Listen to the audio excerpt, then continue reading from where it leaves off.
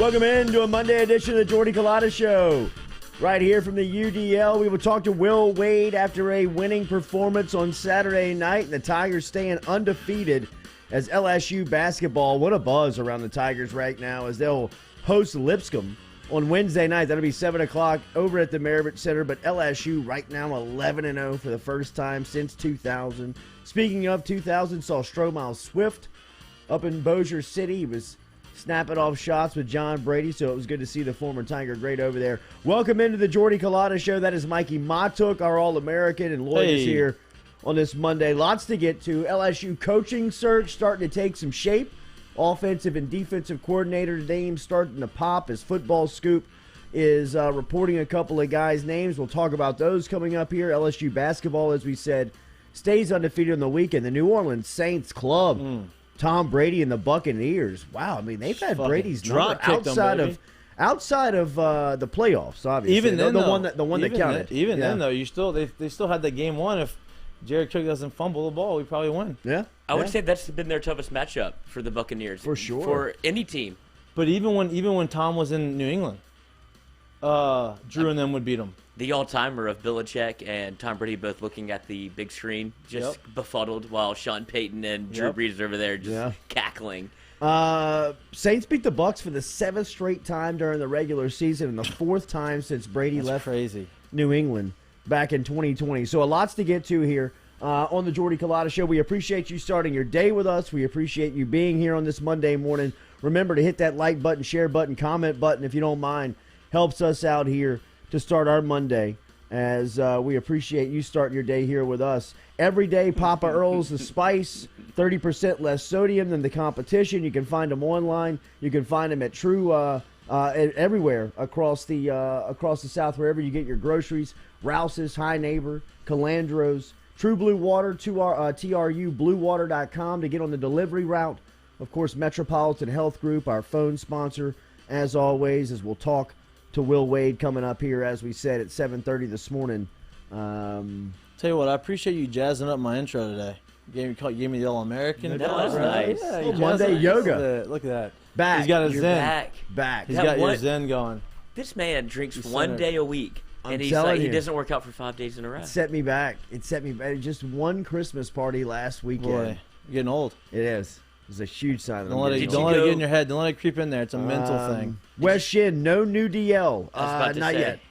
People are on it. We came out and said we apologize. We said that we jumped the gun a little bit. Yeah, that was me. That was me. A little overambitious. Great media by Will Wade and the LSU basketball team that surfaced Saturday night after the win that puts LSU to 11-0 on the weekend. We will talk to Coach Wade about his enthusiasm for his team right now.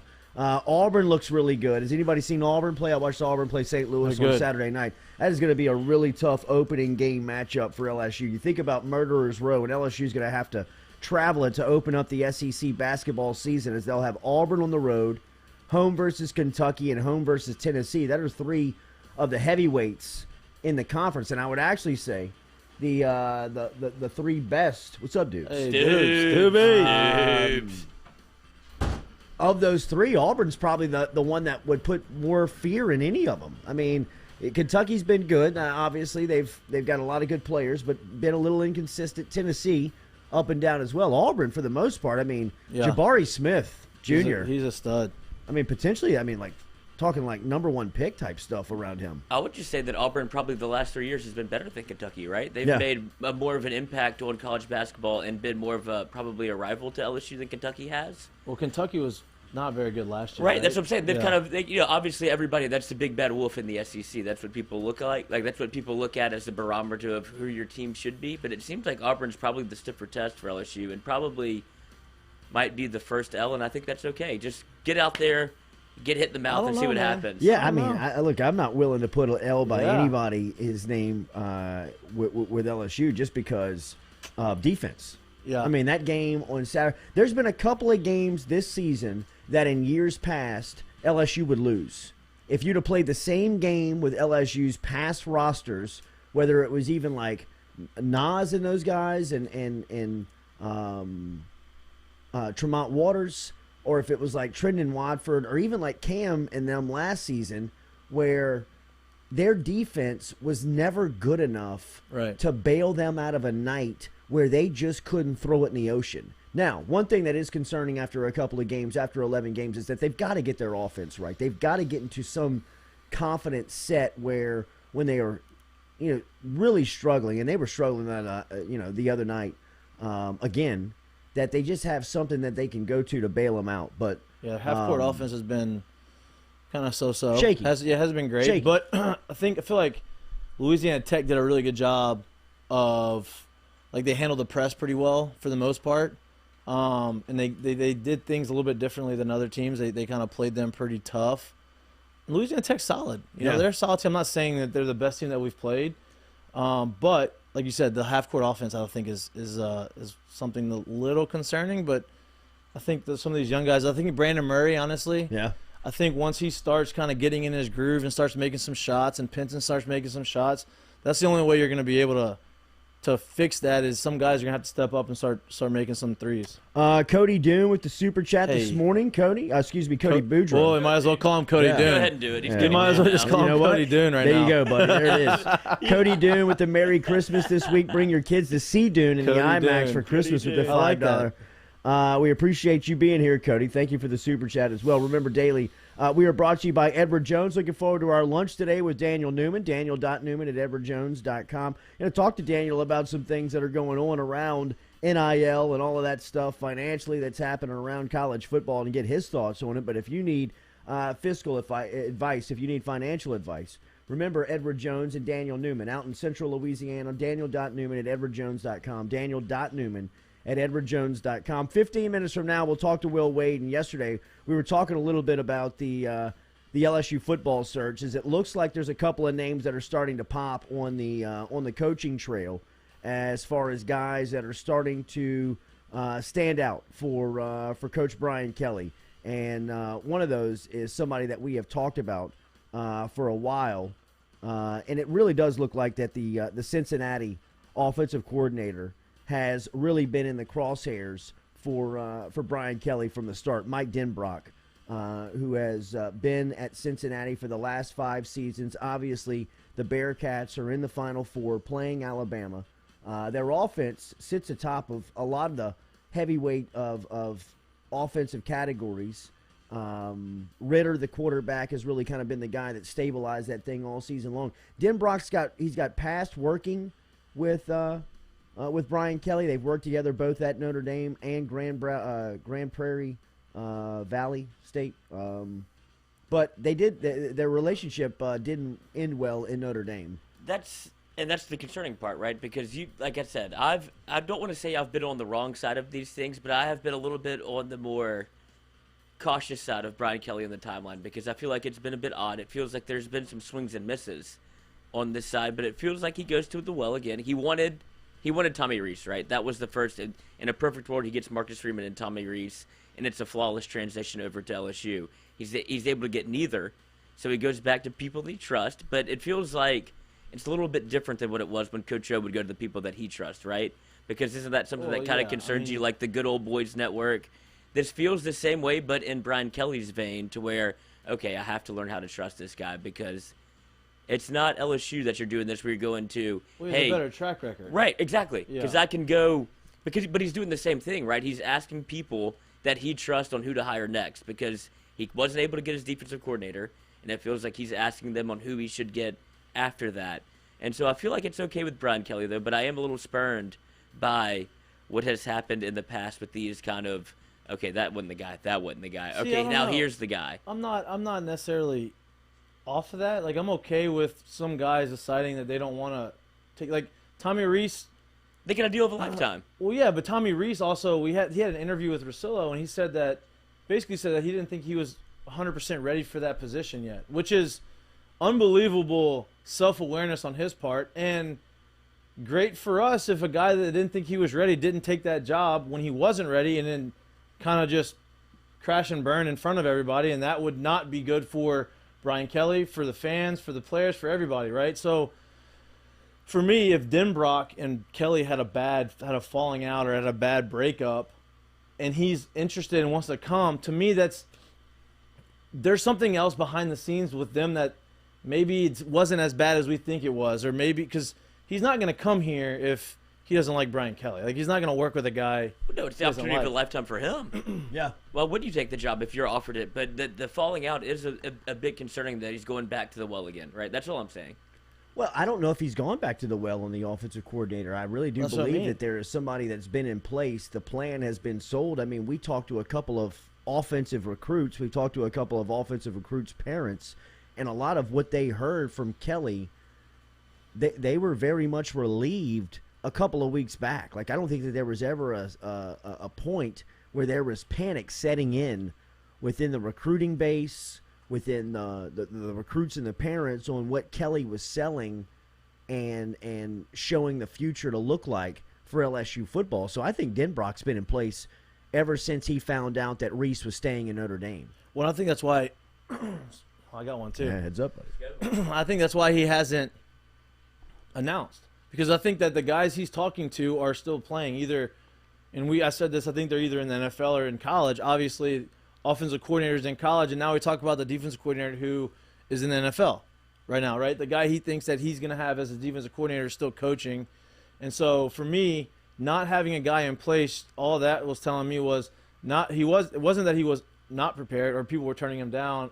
That, to me, that just meant that, hey, these guys still have a job to do, and we just have to be patient and wait on them. So Mike Denbrock seems to be the trending name on the offensive side of the ball, and then Football Scoop was reporting last night. Football Scoop also reported that Kelly reached out to Todd Monken, who calls the plays for Georgia, throughout this process to see what his what his determination may be, or if he was interested. What his interest level was in the job.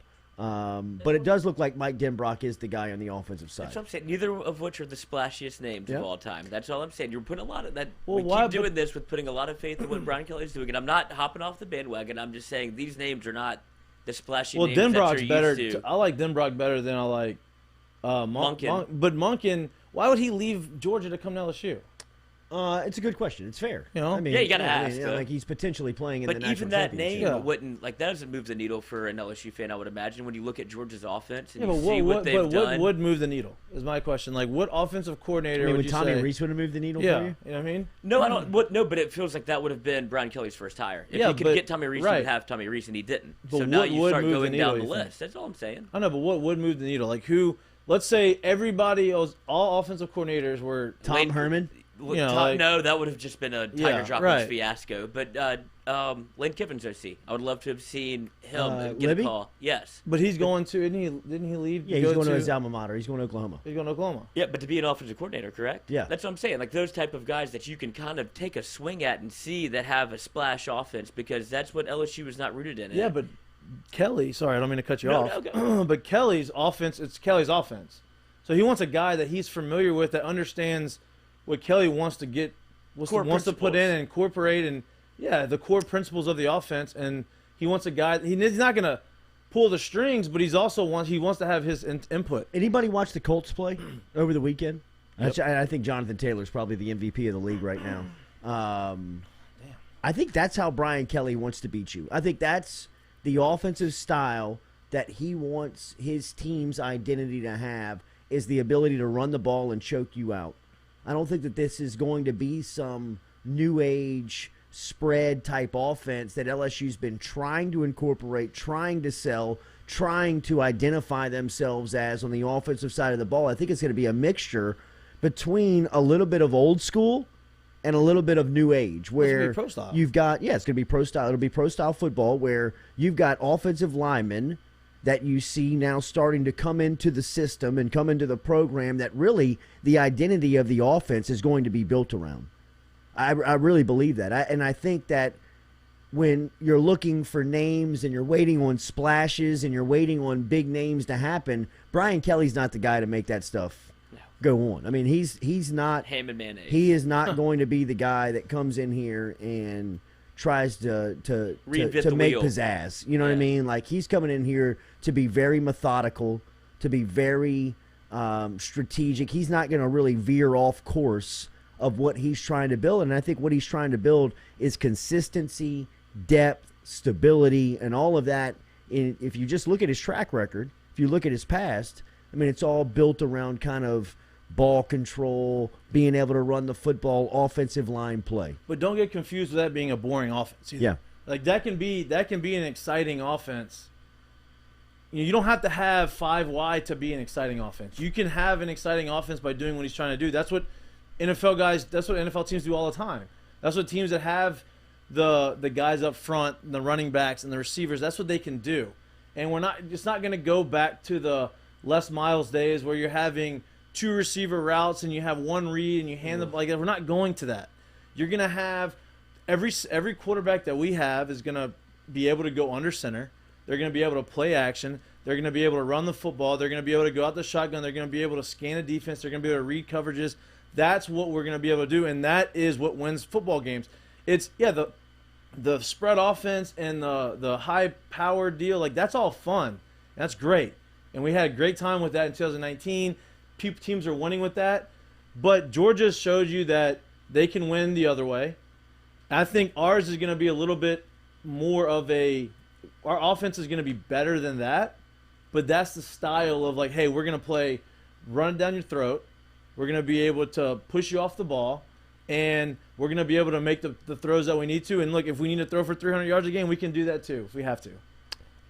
Yeah, very much so. And I don't think by any means is this going to be Les Miles' offense. No, but that is the concern, right? That's why, people will hop to pro style. They're going to get under center again. People get PTSD from that kind of thing. Reliefman. Robert Miller, Jordy, in college, who is winning with the style that you were saying that he wants to run? Georgia. Georgia. But that is also the litmus test, right? If you saw what happened against Alabama when you don't have the ability to be able to absolutely wing it around the field. If you get in a track meet, hang on. Let's Georgia's the model. But LSU's got quarterbacks. No doubt. That's the difference. If you have a quarterback, you can run a system where if you got an offensive line play, you can count on them when the time is right. But you also have the confidence to put it on his right arm. Yeah. You know what I mean? Right. Especially when you got Jack Besh, Malik Neighbors, and Brian Thomas running the routes, Keyshawn Butte running routes for you, potentially. And you've got the number 1 quarterback in the country. Potentially. Making those throws. So, I mean, it's not Stetson Bennett. No, but what he is doing, Brian Kelly is definitely putting his thumbprint already all over what he wants this football team to look like. Whether you look at the offensive line recruits and who he brought in from the transfer portal, and he was able to do those things, he's building it from the top back. Like, this is not the go plug and play. And LSU has the weapons on the outside, like you said, albeit I don't know if they're there yet because they are young. Yeah, but they're not going to be young next year. They'll be sophomores. But it's a whole new system again. Like they have to restart. It feels like the restart button. You just kind of blow it on the Nintendo cartridge. You build the team from the inside out, and that's what he's trying to do. We will get back to LSU football and the coaches. We will also talk about the New Orleans Saints who blanked Tom Brady last night. I believe this was the first time Brady had been shut out. 2007. It's crazy how long it's been. The only one who has been longer is Drew Brees, actually. Here it is. Last night, Tom Brady's streak of 255 consecutive starts, that's including playoff games, without being shut out, came to a halt last night. Former Saints star Drew Brees is the only quarterback with a longer run, as his number sits at 304 next to his name. Longest in NFL history without being shut out. And they weren't even close to scoring. No, they weren't. I don't even think they had a threat to get into the end zone. They weren't. They missed a field goal. They missed one field goal. Brady was as frustrated as I've ever seen Brady. Did you see his? Did you read his lips when he threw the interception at Chauncey Gardner-Johnson to the Saints sidelines? Well, Chauncey Gardner-Johnson probably read his lips. They were about to make out, dude. They were so close to each other. What'd he say? It looked like he said, "Y'all effing suck," or something to the effect. ESPN slowed it down. He was chirping at the sidelines. He was chirping at the sideline when he what threw coach it. was he talking to? I don't know if he was talking to Dennis Allen. I think he was. I think he was talking to Dennis Allen because he ran right up to him. But it was as frustrated as I've ever seen Brady. Him breaking the iPad was. But you know what else New Orleans made Brady look like last night? Old. They put him in some situations where he had to scramble around, and he looked robotic.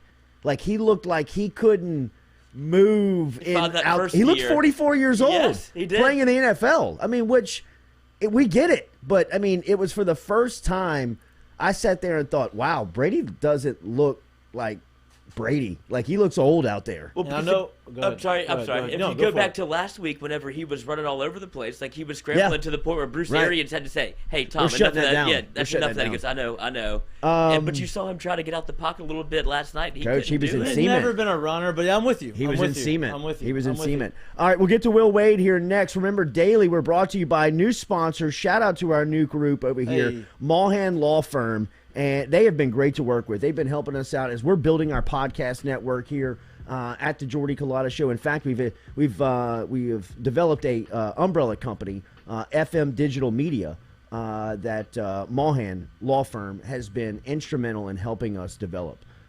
They can help you with that entertainment and intellectual property. They can also help you if you've been hurt in an accident, if you need help writing your will, if you need help with anything from a legal standpoint. Mulhan Law Firm can help you out with that. Phone number is 225-926-8533, 225-926-8533.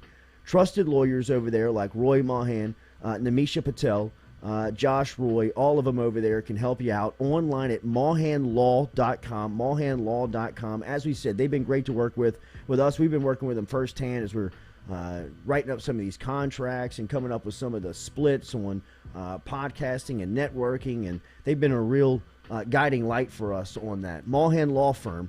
Get in touch with them today if you need legal representation. mulhanlaw.com. That is MAUGHAAN law.com. MAUGHAAN law.com. mulhanlaw.com. We'll talk to Will Wade. Tigers stay undefeated. They'll be home versus Lipscomb on Wednesday night. We'll talk to Coach Wade about the challenge coming up and what that environment was like in Bossier City on Saturday night. That was a good scene from Coach Wade, urging on the crowd, asking them to get in. Everybody LSU. That was as you knew he was going in the tunnel, dude. How about that court though? That was good. Yeah, that was a loud. A lot going on at the 3-point line. Loud court. All right, we'll be back. Will Wade next here on the Jordy Culotta Show. It's a bit like Memphis. They got a lot going on that basketball court. I don't like courts like too much. The Oregon court, like all that stuff. No, with the trees. Yeah, that's too much. Yeah, that's too much on the eyes. It's hard. Try to watch basketball, dude.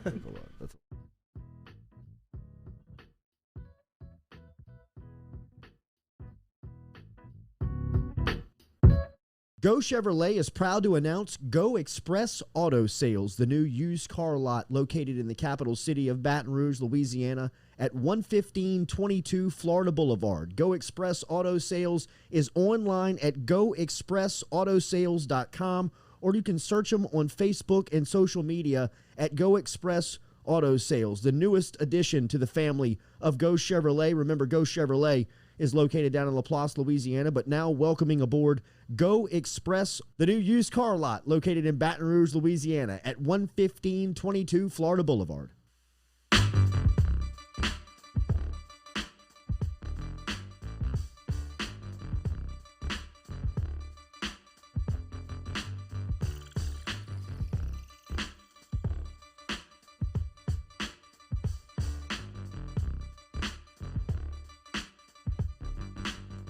All right, welcome back here to the Jordy Culotta Show. Remember, every time we talk to the General, that is presented by Phil's Oyster Bar, our friends over at Phil's over there in the Southdown Shopping Center. Anthony Piazza and the entire crew wishing everybody a Merry Christmas. Stop in and see them. Great char-grilled oysters and lunch day specials for you over there at Phil's Oyster Bar, Southdown Shopping Center, and brings you Coach Wade here every week on the Jordy Culotta Show. Tigers stay undefeated in front of an incredible environment on Saturday night. They took the brand away from the Maravich Center, but stayed in between state lines as they were up in Bossier City, taking on a really motivated Louisiana Tech team. Tigers stay undefeated and get the win and improve to 11-0 on the season before Lipscomb gets here on Wednesday night. The General is here. Will Wade, good morning. Boot up, sir. How are you? I'm doing well. How are you guys? Doing good. Every time we've asked you about the atmosphere, it feels like when you were over in Destin, that it was an LSU home game for the Emerald Coast Classic on a Friday night versus Penn State. Then you take it up north to Bossier City, 4 hours from your arena, and the whole place chanting LSU. That was as good as an environment on the road as we've ever seen. Yeah, it was awesome. When I scheduled the game, I had no idea kind of how the crowd would be and how things would be when we went up there. Shoot, I'd never been to the arena till we showed up on Saturday. And first off, the arena is very well kept. It's a little bit older, but it's very nice. Like I was pleasantly surprised at how nice everything was. It was really, really nice. The promoter, we used a third-party promoter. They're out of Virginia, actually, to put the game on, because I'd worked with them before on some other games, and I worked with some other SEC teams to do.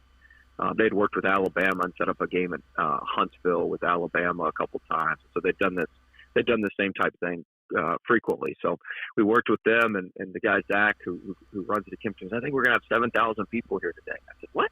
I said 7,000. He said, oh yeah, we're gonna have 7,000 people. I was like, all right, Zach. It's kind of brushed aside, but no, I mean the crowd was great. It was probably 65-35 LSU, 70-30 LSU. It was a tremendous atmosphere, and so we appreciate all the LSU folks up there in North Louisiana. I know we had some people travel up from down here, and it was a really, really good game and a great environment. It was fun for our players. It was fun for the staff, and it was just really fun. Hopefully for all the fans and everybody that came to the game. So it was a good stressful night. I was about to say, I know you don't want it this way, and I know you want your teams to start faster and you want them to start with more urgency on the offensive end. But there was something about your team that looked like they were comfortable in their spot in coming from behind. Even the TV broadcast said when you had brought it back from 13, it said LSU has just looked methodical and very easy in bringing this game back to a point where you took control of it. What's your message to your team when they're struggling like that, but they don't really ever lose their way? Yeah, I mean, look, we've got to get off to better starts. I spent all day yesterday studying all of our starts, some of our point differentials, and we shoot on average. We shoot 5.5 free throws in the first half. We shoot 13 in the second half. So there's a lot of things we got to do from an aggressiveness standpoint to start the game, and there's a lot of things we've got to get fixed there. But our guys, I mean, look, we have great belief in what we do. We have great belief in our strength and conditioning program. We have great belief in our 6-minute game, which has dominated those. But we don't need to, we need to do what we can to not put ourselves in those positions all the time. It was funny in the locker room after the game. Justice Williams was just awesome. He came up to me and goes, Coach, I have a headache. I said, damn, Justice, how you think I feel, brother? I have to do this every game, man. He goes, Coach, I got a headache. I said, Justice, wait till we go to Auburn in 2 weeks. You better break. You're going to have a migraine if you got a headache after that. But we got to quit putting ourselves in those positions. It is the rolling wave of depth, right, that teams just seem to tap out on, because as well as Louisiana Tech was playing with the first 20 minutes, it still seemed like everything they were getting was a lot of effort. I mean, everything that they had to get, they had to really earn. And by the time that the clock expires, your team just chokes teams out up to this point through the first 11 games. Is that what you've seen? Yeah, I mean, look, it's the cumulative effect of the pressure. It doesn't get to you maybe in the first 8 to 10 minutes of the game, but it wears you down. For instance, with Tech, Kobe Williams, their point guard, is very good. Archibald's a very good player. Typically they play those guys on average about 26 minutes a game. Well, those guys played 35 minutes against us because they just don't have secondary ball handlers that can take that pressure for so long. And so, you look at the end of the game, Kobe Williams missed 2 threes. He was 4 of 21 coming in from 3 anyway. But he settled for 2 threes. He settled for a mid-range jump shot. This is all in the last 6 minutes. So they just settle for shots because they're just so worn out. And meanwhile, we've got Eason just driving the ball to the basket and dunking it. We got Eason driving the ball and getting and one. We're just going right to the front of the rim because they're worn down and we can finally get to the front of the rim, and they're settling for jump shots just because they've had to play guys for so long. So it really is just the cumulative effect of the press, the cumulative effect of the pressure that wears you down in that last 8 to 10 minutes. Eason had 20. We're usually in good shape. Eason had 21. We'll talk about him. But Darius Days, he scored his 1,000th point as a Tiger on Saturday night. But this is something you pointed out last week. He had 13 points, Coach, but he had a career-high 18 boards for you on Saturday night. What did he mean to the game in the win? Oh, he was huge. I mean, he was a monster on the glass, and I was really proud of him because, you know, when his shot still, you know, was a little bit off. He made a big one there for us, but shot still wasn't falling like he wanted to, but he really contributed in other ways. Defensively, he was on point with the game plan, and you know, and then, you know, obviously the rebounding. You know, he's a ferocious rebounder. That's really what he made his name for those first couple years, and then he got the shooting going. And so I tell him all the time, like, you're a dude who plays hard, who makes shots. You're not a guy who makes shots and you decide to play hard. Like, you got to play hard and get on that glass and do that every time. And that's what he's done. And, you know, 18 rebounds is just phenomenal in any game. He did a great job on the offensive glass, keeping things alive. Did a good job finishing things around the front of the rim. We'd worked on him last week on some finishing because he had been missing some stuff at the front of the rim. And he's such a great shooter. The threes are going to come, and we're going to be fine there. But just really, really proud of his effort. Tigers are home versus Lipscomb on Wednesday night, as that'll close out the preseason schedule before conference starts versus Auburn on December 29th, which will be on ESPNU. What do you see from your offense? What's going on that end? Well, we got to quit turning the ball over so much. That's at the top of the list. We got to be able to finish at the front of the rim. We got to draw more fouls over the course of the game. You know, it took us way too long. We weren't aggressive enough in the game Saturday to get into bonus. In the second half, we did get into bonus. That was good for us. So we got to be more aggressive early on, and you know, we got to knock in a few open shots every now and then. That would help as well. But we just have some little mistakes that we're making. We're missing some easy ones around the basket early on, trying to kind of feel our way. So it's some stuff that we can correct. I actually feel pretty good about it after studying and analyzing it and watching everything yesterday. I feel like it's all correctable and things that our guys can do. And, you know, we're not asking them to do, you know, we don't need some crazy stuff to happen. We just got to make some simple plays and make some simple things work. You're getting good looks. I mean, when you watch you play, you're squaring up on it and getting good sight lines to the basket. I mean, at some point you believe you'll start knocking down these shots, right? Yeah, I think so. I hope so.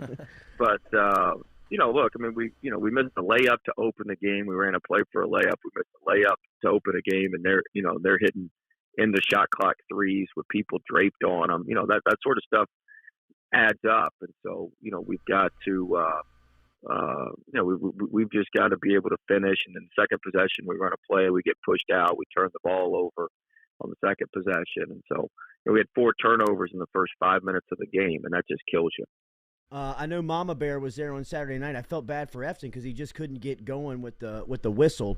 It felt like he's playing aggressive, but he just couldn't get into the flow of the game. Yeah, you know, he picked up a cylinder foul early, which we've got to avoid those. He picked up an offensive rebounding foul, which is easily avoidable. Efton and I actually watched film and met together yesterday for about an hour and went through everything.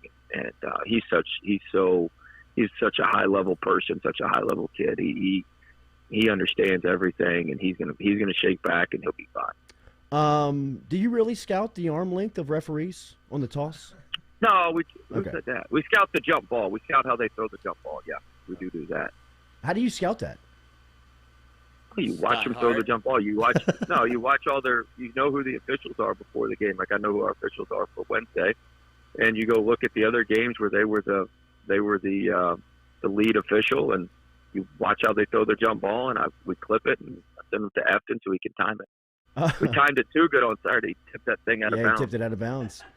He's trying to quick tip it because we also scout what the other kid does. Like, Lawson tries to quick tip, so Efton he knew what he had to do to win it, and he got a little bit jumpy there. That's unbelievable. It's right. I mean, that's the general. Next level. That is Will Wade. Next level. Have you started to? I know that it's all about Lipscomb on Wednesday, but you open up conference play against Auburn on the road on the 29th. How do you scout 2 games ahead, even if it's not Auburn? Have you started to scout that opponent? No, we'll work on them. Yeah. We'll work on them after Lipscomb. I mean, I've got people in our program that are working 2 and 3 games ahead on everything. So when we get done with this game, but I'm not smart enough to do all that. So I got to focus on one at a time. I've been watching Lipscomb and Lenny Acuff, Lipscomb's coach. A lot of people don't know who he is, but he's one of the best offensive coaches in the entire country. Wow. Now he's lost his best player and best piece right now is hurt. They had him that, and I think they're going to get him back at some point this year. They're going to compete with Liberty and some of those guys at the top of the Atlantic Sun. They're a very, very good ball club. They're just without their two best players or two leading scorers right now. But Coach Acuff, somebody who's been around a long time. He was at Alabama Huntsville in Division II and won a ton of games there. And he's got very, very unique offensive concepts. He flows better than anybody in the country from basically transition into his two-guard offense. Be a mixture offensively kind of what Georgia Tech ran and what Belmont ran. Be a little bit of a mixture of both of those teams. So it is going to be a tough prep for us. Actually starting here this morning about 10. It's going to be a tough prep for us to make sure that we're on point and locked in with everything that they're doing. Not sure whose idea it was to take down the social media after the game, because that was put that into my veins. Yes. What a locker room environment that you walked into after your radio interview. But like I tell the guys, the fun's in the winning. We'll get it fixed we'll get it fixed over the weekend. But we're gonna have a good time when we win. They earn it. It was fun. We've got a great group. They love each other. They love playing for LSU. And I told them all last week. I said, guys, look, we can worry about the future and all that stuff later on. We got one chance to get it right with this team. We got something special. We got something really, really good. We're not going to, I said, even if a bunch of you guys come back next year, it's no guarantee that all this stuff's going to fall in place like it has right now. And so, let's enjoy every minute of this, and let's put everything we've got into this for the next 3.5 months and see how far it'll take us.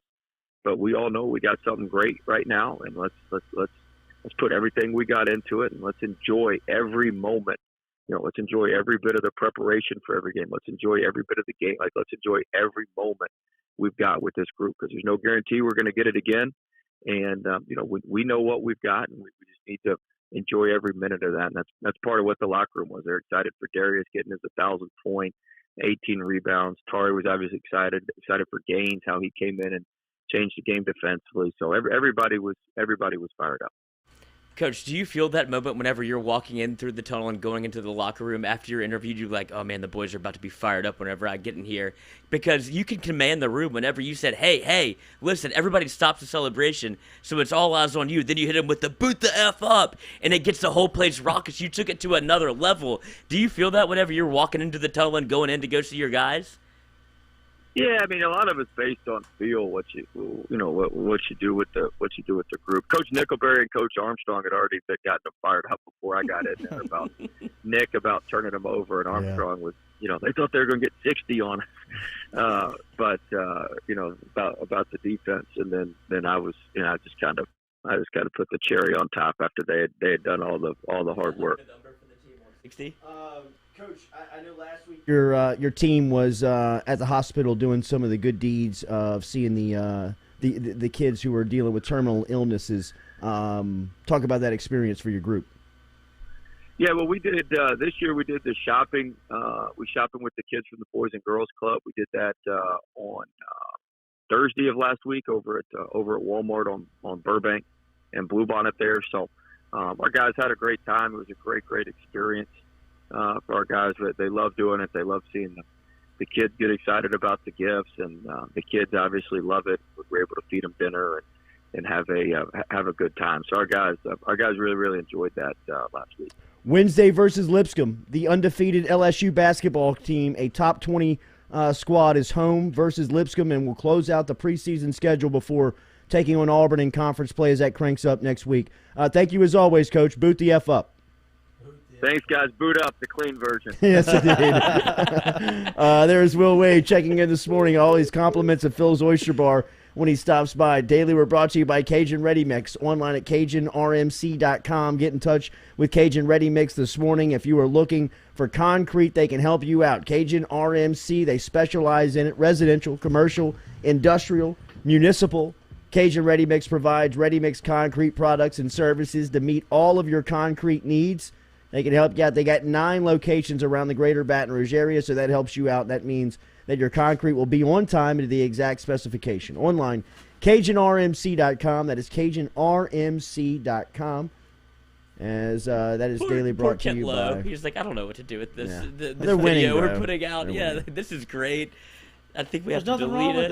that. I know, Yeah, but I mean, no. Kitlow's a bowler. He doesn't know what's going on. He's like, well, I don't know if we need the F word in there, Willie. Okay. Emphasis. Let us turn the set over. The Carpool Queen has just walked in. We'll be back with more of the Jordy Culotta Show here live on this Monday morning.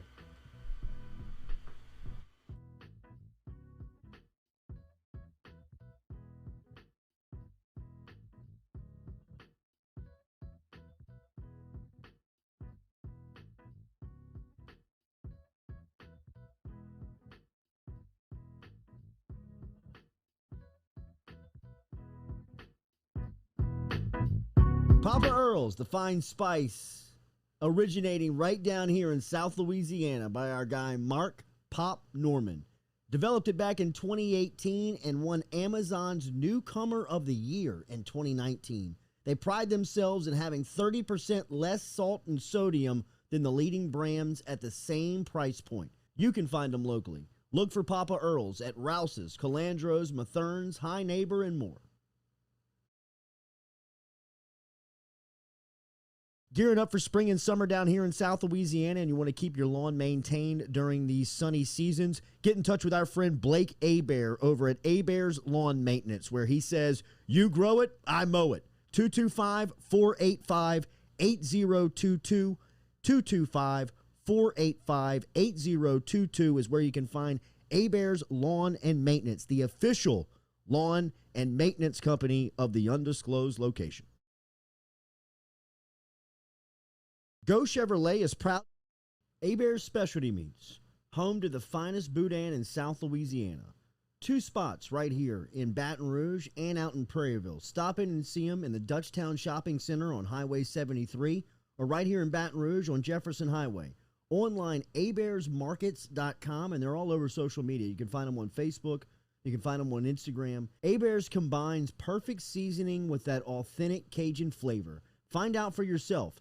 Baton Rouge on Jefferson Highway and in Prairieville on Highway 73. abearsmarkets.com.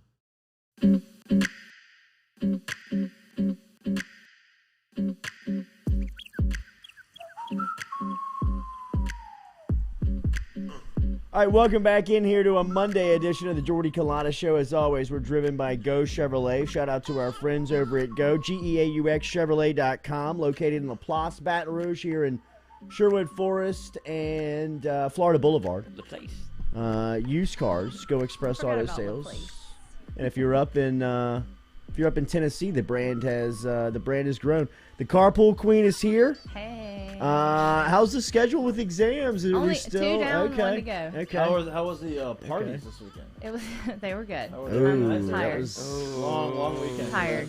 an annoying Tired. giggle. Yeah, I know. That was You're an fine. that was an Fine. annoying giggle. I'm tired. I'm ready for the 24th. They were to be good. here. David, I'm fine. No. David was a trooper. They I were mean, good. honestly, y'all's words were echoing in my head this weekend. Yeah. Like, God, how does David deal with this? Seriously. 2 out of 3, I mean, right? That's poor what we went to. bastard. 2 out of the Trooper, 3 yeah. parties. Yeah, it's he's tough. a trooper. Bro, if you can He go is. 666, you're hitting. He is. 2 for 3, you're a Hall of Famer twice. 2 for 3, 6. That's not 666, is it? Yeah, it is. 667. Your hair is giving me life this morning, by 666, the is it? way. I'm loving it. It's 666. It's repeating. Yeah, I guess Hey, you're why right. are we That's talking right. about 666? What did No, it was the average. It was The the average. average. The average. The average. The How average. did Baseball we get talk. How did we get into that?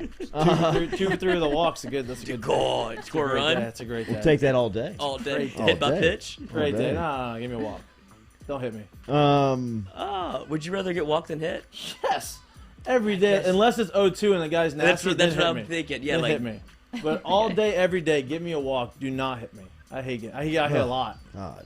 this year. I mean, you're a monster in there. They throw in. They have to throw in. That's how they get me out, and I get hit in the elbow all the time. and I Do you hate wear it. the Wait, do you elbow go pad? No, You don't? no. What happens to your No. elbow? Why? It just bruises up, and I Uncomfortable? yell. And uncomfortable, and I yell at the pitcher, and then Yell That's the what I ref. do. Then So yell the you umpire. just is it the swing or is it the? He's the a monster pad? in there. I know it's he the is. it's the swing. It's the swing The pad. through. Uh-huh. I don't like to feel the pad on my elbow, and I Yeah. wear one on my shin, but I don't wear one on my elbow. And I don't like it. A lot of people wear it. And that's for the foul ball, right? On the shin? The shin. Oh, yeah. Yeah. So you're turning and that- burning. You're trying to turn. Well, Is that, yeah, is but that it's the worst also- pain in baseball? The foul off the shin? That's, off the shin or off the foot, off the Off the toe. foot? Yeah. Off the toe hurts. But, yeah, the shin, because that doesn't go away. Like, I still have a bump on my leg from a couple Yeah. years ago. From Fastball to the back? Oh, you can take that all day. I can take that all day, but the problem is I don't get hit in the good spots. Uh-huh. I get hit, like, in the elbow. I get hit, like, in the forearm underneath my arm. I get hit. Have you ever barreled up your own ankle on accident? Like when you're trying to do like maybe a little clean, Oh, yeah. and then because that is the that worst hurts. pain when That you're just like, hurts. oh no, Yeah, it'll yeah, take yeah. you down. Yeah. That one hurts a little bit. Yeah, Yeah. yeah, for sure. It doesn't have to be 90 miles an hour. It could be 0 miles an hour. I mean, It's a like, ground oh, no. ball with no cup is probably the worst pain in Did baseball. happen to me. But, but that's what you Right get for before not the wearing game. one. I Right? don't Why wear a wouldn't cup. you wear a You don't cup? wear a Wait, cup? what? I'm in the Why? outfield. I'm in the outfield. I don't need a cup. I mean, what if the ball's hitting me in the nuts in the outfield? Then I'm, Yeah, you're You cut. got that's not a bad. That's a bad spot. Yeah, right. yeah. I Get don't him have outta any here. of this Yeah. figured out. right. I've played with like shortstops that don't wear cups. Yeah, see, I used Really? to not wear one because that's part of the game. Oh, you dude. had great hands. Great hands. Yeah, well, I wanted the Or punishment. trust the if I- hands. Yeah, if I Why? missed it. Are you kidding? You wanted the punishment? Yeah, because if you take one to the nuts, you're not playing right. Unless it's a bad, And like, then but you like- gotta body but one that's up. a risky move because high school has terrible like playing surfaces. So Yeah. like it's not your fault sometimes Right. that the ball just takes a bad hop and hits you. Ah, We had a lot of jeez. farmers in Alexandria that loved to toe and mill the infield. Oh, so like you had a before good, the you had a game. good surface. Sometimes it depends on the game. There Okay. was the occasional district game where they weren't very good. They showed up in like Air Jordans. Or like, Yeah. we don't have to water this at all. We can just play. like no tape on the wrist. Don't worry about the root Yeah, in the let's middle get of us the field. out. Yeah, let's get out here in the 5th inning. But, yeah, don't hit me. Jeez. Wow, I didn't know that you didn't play without a cup. No. I do not. I On played with a cup. purpose. I played with a cup one time when I was younger because they were trying to make us play different positions. So I was a center fielder, but I was playing third base. So they put me back in the center. base. They put me back in So the they're center. throwing you a because- glove well, and a cup? Well, because the pitcher that was pitching was their third baseman. So I was playing third while he was there, and he came out the game. The Puts high me school back. switch. I go back to center. I was probably 12, and I had a cup on. I made a diving catch in the outfield, landed on the cup, Oh. and it was not good. So that's why you don't wear a cup. I don't wear a cup because of that. Since I guess then. that makes sense. Since then, Wow. yeah. It'll jostle you. Oh, it hurts. I was bruised. Anybody fucking watch froze. Charlie Woods this weekend? Anybody watch Tiger Woods? Well, I would have loved to, but Anybody YouTube get this TV thing in? fucked me. What happened? I know YouTube TV. I What mean, they're the getting hell? Because crushed. They're bad. It's Disney, bad, though. it's bad. Well, it wasn't back last night. I couldn't watch it. I had to. They said give it a day, and it's Yeah, like well, slowly I the don't coming have Saints a back. day. game. The Saints game was on NBC, and Charlie and Tiger on NBC. I didn't get to watch But it any was of that. supposed to just be ESPN and ABC, No, and then NBC started well, because that's part of happening. the Disney thing, right? NBC Isn't NBC with Disney? I didn't or know no? that. No, it's No? AB, I didn't think so ABC either. Well, ABC. I was literally trying to watch it, and every time I turn on, it was Alicia Keys. Alicia interview. Keys every time you turn And on I'm TV. like, It's this. I don't. crazy. I like Alicia Keys. She's great, but I do not. I want to watch Charlie hit a 220-foot approach shot into the green and birdie for this 13th time in a row, and I didn't get to watch. Yeah, it. it's I very say this with all frustrating. due respect, and I probably watched cumulatively 12 holes of Charlie and Tiger this I'll watch week. 36. Did you watch all of them? did. Did you watch all 2 of them? days of it. So this is just my 12-hole evaluation, and then you take it from here. I think that Charlie Woods is going to be one of the best golfers in the entire world at some point over the next, 6 or 7 years. He's going to be number one in the world. And what makes him great in just watching him as a youngster is that nothing, zero, affects this kid. He was raised by an assassin. He was Exactly. raised by Yeah. a trained killer. Yep. And he got all of those qualities and has them it seems like naturally, right? At 12, you would have to try and show that you have those types of qualities and principles. He plays and shows that off with such an ease that I get jealous. Yeah. As a 41-year-old, I am watching him jealous at the ease of the How way this he operates kid in the moment. just demands it, bro. He's more of a draw than his dad Yeah. when they play. So they finished second. Second, but And they were the- steaming towards Wow. second place. But I mean, it cannot be I mean, like, it can't be unsaid that John Daly won the tournament. Yeah, John Daly. But Like, his John son- Daly and his kid won the Yeah, but tournament. John Daly's son's like 17 or 18. He's Yeah. on Yeah, he Arkansas. plays golf. Charlie's 12. Yes. Yeah, He is that's 12. huge. That was kind of the joke that I was making when I was watching the thing, is that, like, you have Justin Thomas in there, who's probably a top 3 golfer, not probably, definitely a top 3 golfer in the world. He's the kid that was held back in, like, elementary school to go beat up on the, like, he's the bully, and he's getting bodied by Charlie Woods, Dude. who's over there going, they're making practice putts on the practice green, and Charlie makes the last one. He looks at JT Coach. right at him. He Yeah, goes, you puff give your me Give me nose. my give me money. money. He said, he looked at him and said, money. he goes, give me my He money. walks it in and and just goes, kind of "Give me my walks off. money." The par 3 17th that he knocks within 5 feet Yep. is, I mean, I was like, oh my God. Like, it stops you in your tracks. Yeah. He's playing from the same distance as the pros are. Look like where he's Tiger hit it. Look, exactly. Look where his dad hit it, and look where this 12-year-old tees this thing up, knocks it within 5 feet, and walks onto the green and bottoms it. Yeah. Buries the putt. He's like, that's my own birdie, Dad. Why don't you walk? Why don't you get up to Bottoms your the little putt. I mean, like, the cameras are like, you can tell the cameras are like confused. They're like, there's Tiger. They're like, screw Tiger, go to Charlie. Time. I mean, like, it was. I've got goosebumps talking about it. I mean, he is going to be, when he is it. He's gonna Yeah. be like. Well, is he gonna be better than No, his dad? no. I'll tell you why. Why not? I was waiting for this part of the conversation to come on. So, talent-wise, maybe, right? Maybe, but golf now is in a way better spot than it was when Tiger came up. Because of Tiger. Because of Tiger Woods. right. There will never, ever, ever be a stretch. Now, you'll have years, right? Coach, Like, I'm not buddy. talking. I'm not talking about Popularity. I'm not talking about the momentum of popularity. I'm talking about the golfer. No, I am too, but this is what I'm saying. You had, like, Tiger was, there were some great golfers, and Tiger was dominant. He was the most dominant golfer of all time. But the talent of golf now, the amount of players now that are super talented and that are really good are better now than they were then. So I don't know I if wonder they're. how I don't many know. people on the But you can- PGA Tour that he could make nervous. Everyone. No, The kid? not everyone. I don't No. think like the top 10 in the world. I'm talking about like numbers like 150 through 300. Well, here's the deal. If he teed it up with them and didn't get a stroke, how many people like the coming down, Sunday like money making the game? turn would be thinking like, I don't know if I could beat this 12-year-old. Yeah. I don't know if I could hold him off. Here's also the deal. This is the deal. This is the next Iteration. This is the next part of his growth. They're in the golf cart, so that helps. You're not walking the course. No, he walks. Tiger's in the golf Yeah, cart. Tiger's because- in the Oh, golf really? because of his knee. Yeah, what Oh, was yeah, shocking. okay. Which coach? Okay. He's dragging that what- thing. Yeah, He yeah, was but dragging it's nice that he's back. I mean, he said he's even said he goes, I have a long way to go. But it the wa- fact that he's on the course is awesome. I mean, if it wasn't his kid, he'd have been in the bed. Yeah. I mean, he was dragging Yeah. his leg for the last 2 days. Until they came down 18 and he started ripping golf balls. Like Yeah. the last three he whole still stretch, got that. that Oh, he's one still move got he still that got. one- Yeah, he's- But he would grimace. He would hit it. Yeah. And he was like, I didn't want to turn and burn on that one like Right. I needed to. he's probably about 60. 6 months away. He might be 60%. He's about 6 months away, I think, from like maybe being able to compete, like and like an actual tournament where he has to walk the course. It's you could feel the country watching too. Yeah. You know what I mean? Like it was one of those events where you could feel like everybody was kind of like Passing the torch. changing and like what's going on? Why is everybody buzzing about this golf tournament in December?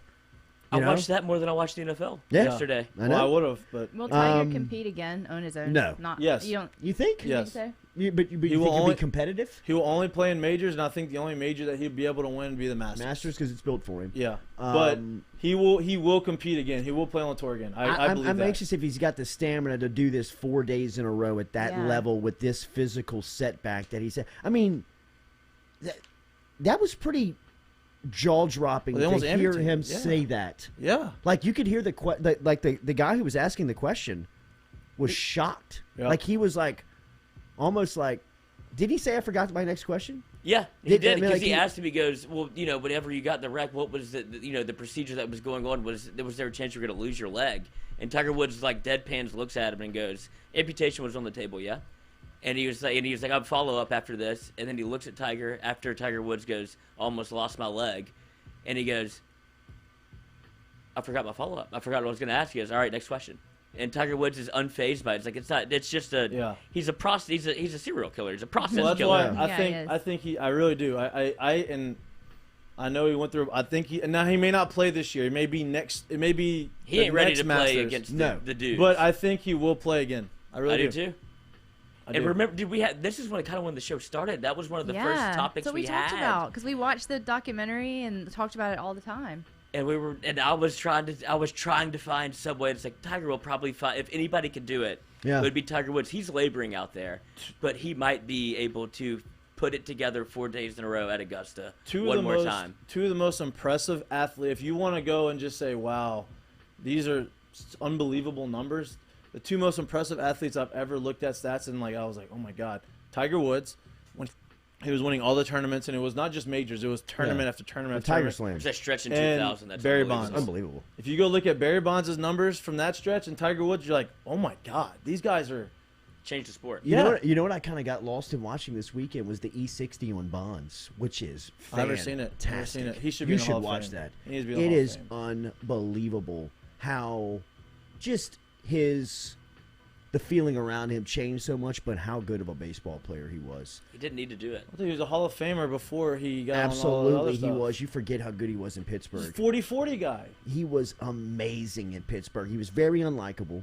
He was very much, I think that was kind of the Barry Bonds persona that started that. What really started it was that he didn't show up to the Baseball Writers Association luncheon after he was named MVP. Yeah. And the mood on him changed completely. And He's then Leland, you played for Leland? No, but I know I've met Jim. He's awesome. He was probably perfect for Barry Bonds. He should have stayed Yeah. coaching Barry Bonds because him and Bonds got into an FU at spring training finally, and that kind of popped the balloon on Bonds. And I mean, he was amazing. I mean, his numbers for those I can't even.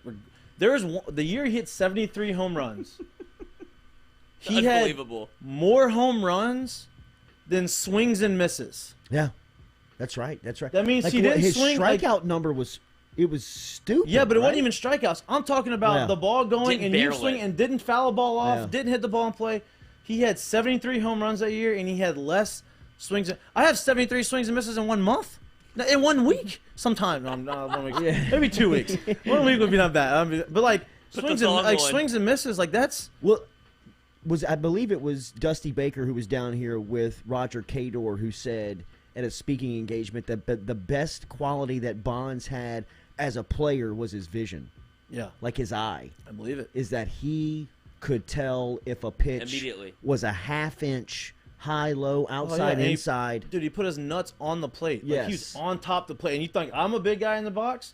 He dwarfed me. He's sitting there and he has the It's big big elbow guard. He's bad. doing this thing and, oh my God, choking up. Dude, That it was- has to be terrifying if you're a pitcher, actually. Whenever you see him step in the box, he's crowding no the plate. room. There's no room to No throw room. it. And everything I throw, he's barreling And up. you know if you throw the ball over the plate, it's getting it's gone. shellacked. He's thrown it to McKillie Cove. Yeah. McCubby Cove. McKillie. McKillie. Made him Irish. Macaulay Culkin. Is he the hitting coach for the Giants? No, he No. was for the Marlins for a little bit, and he's not there anymore. I don't know where he's at, but he needs to be in the Hall of Fame. What's his reputation in the game right now? Best to ever do it. As far as a player, As a player, what's everybody thinks he should be in the Hall of Fame. Really? I don't care. It's you take steroids, you cheated, whatever, but you still have to hit the ball. You still have to be able to do it day in and day out. And for me, the steroids they're not what made him hit homers. The steroid now, what they do is it makes you feel 100% every day. That's the difference. The recovery process is expedited, so you're not dragging ass in July. You're feeling like you did the first day of the season, but you still have to be able to hit the ball, and the ball has to go over the fence. You know what I mean? It's just because you take steroids doesn't make you a better hitter. Yeah. And so I think that he deserves. The numbers he put up will never ever be touched again. I don't think. And that's the difference between people that write about the game and feel like they know it, as opposed to people that played it. Dude, these steroids didn't make a difference. Dude, that's still that guy's it made a baller. difference. I don't want to say it made a difference, but it didn't make it he.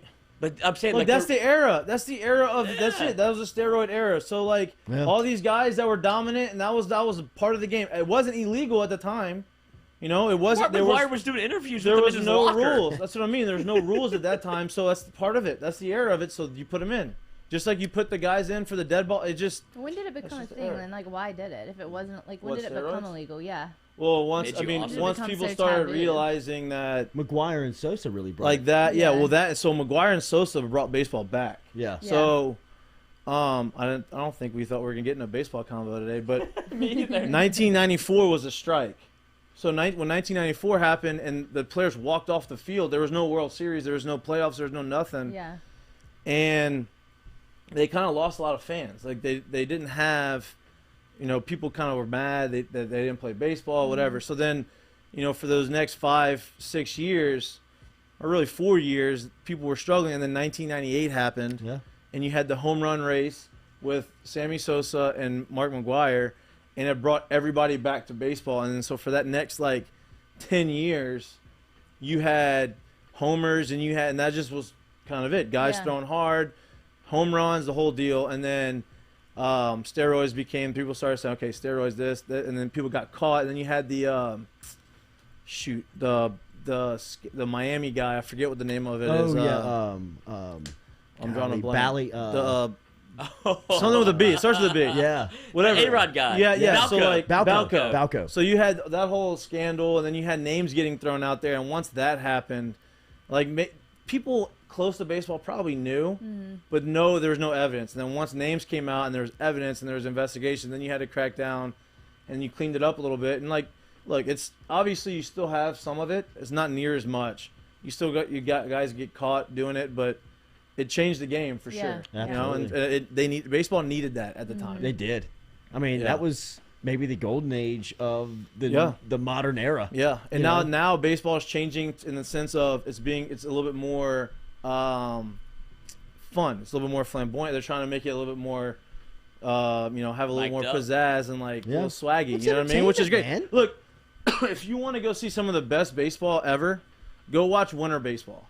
Go to the Dominican Republic and go watch winter ball.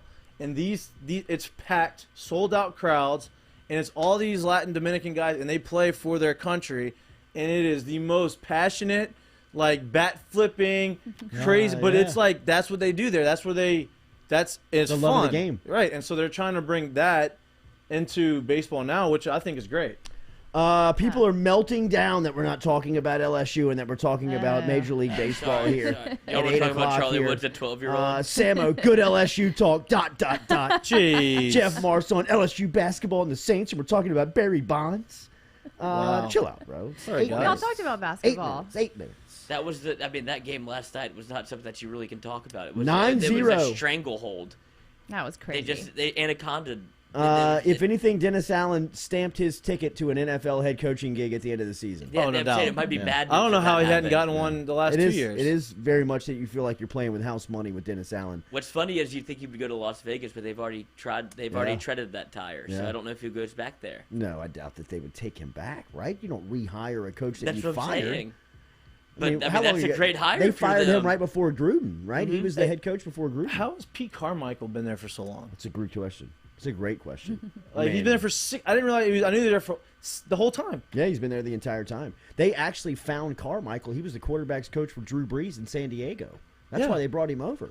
I mean, he's been with the Saints His since rookie year. Brees. And he doesn't get The enough. last time Tom and Brady was shut and out. I know Sean calls the plays, but Pete's right there with him. So he doesn't get enough. And credit, Vince I don't Lombardi think. got the tug. He got the pullover. Yep. Who's that? Vince Lombardi's son. Vince Lombardi. Oh, from Joe from Lombardi. The grave? Joe Lombardi. Yeah. Yeah. They rolled him over. They and brought said, Vince "Run to back out from daylight, the grave, brother." huh? Yeah, right. Go Is get. it weird for Fournette to play in New Orleans? Is that a weird vibe for I bet him? he loves it. Fournette fun fact, he never played in the Dome until he came back as a Buck. Really? That was the first time he played in the Dome, and he was New Orleans' most favorite son. I know. So is that weird to play against the Saints? I feel like there was Tyrann a Matthew- lot of trash talk going on to him, and I was kind of sad. I was like, oh. Tyrann Is that Matthews' first interception Yeah, it was was in the against Breeze, dome. that's right. Was in the dome. But I Um, worked literally for the Louisiana High School Athletic Association, LHSAA, You did? only because I thought that Leonard was going to be in the dome. And I was like, I can't wait to watch him play. And they got ousted in the semis. That's And why That's you worked why there? you took the job. yeah, though I wanted to see him play. Wow, Oh, the Lloyd, power You're of so Lenny. passionate. I love that. Well, dude, this is Did you ever 19-year-old see? Lloyd. I Did you ever know. see him play in person in high school? No, Oh my God! that's what I'm saying. Oh This my is my God. chance. I took a job for it, and it's I will He say this. was. Instead, I got cool Speedy, story about him. I got Speedy Noyle faking punts in the dome the entire Yeah, but he was game. pretty good too. Yeah, no, but they faked was like good. 3 punts and lost with like. Yeah, Leonard- they did. Ugh. They Leonard gave that beat- game away. He gave it away. They Speedy Noyle they gave gave it away. that game away. Leonard beat St. Thomas more in the playoffs. Uh-huh. I didn't get to watch it, but the story I heard was Leonard beat him, and in high school there's no we didn't have locker rooms or whatever for players to go into, so they would do their walkthroughs and do some stuff in the gym, and when everybody left, Leonard was he mopped the floor, he Wow. swept the floor and cleaned up. Aw. I was like, that's pretty cool. Why Goodbye, is Leonard. he so much better with the Bucks? on a winning he's got a quarterback. That's and he's why- on- He's got a never, culture. never had a quarterback his entire life. I'm telling you, he's never had a quarterback He said that it. people respected when they played him, that everybody would just focus on stopping him. Yeah. And he would run through everybody. I mean, he's been doing that since he's been a freshman in high school. He did that at LSU. I mean, Les Miles nearly ran him into the ground his junior year at Yeah. LSU. He's such a good player And then now. even his rookie year in Jacksonville, Yeah. they were okay at the quarterback position, and he was right there, borderline rookie of the year Yeah. type numbers. Ran And for a then, K. But now I feel like it's just He ran for different. 1,000 yards. Oh, yeah, ran but for I a mean, K. Alvin Kamara was in that class. That's who was the rookie of the year. I mean, I don't realize. K-Cat. I think I forgot that Leonard's only 26. yeah. Yeah. Feels like he's older than that. But he's Their only their 26. game plan last night totally changed when he left the game. Yeah.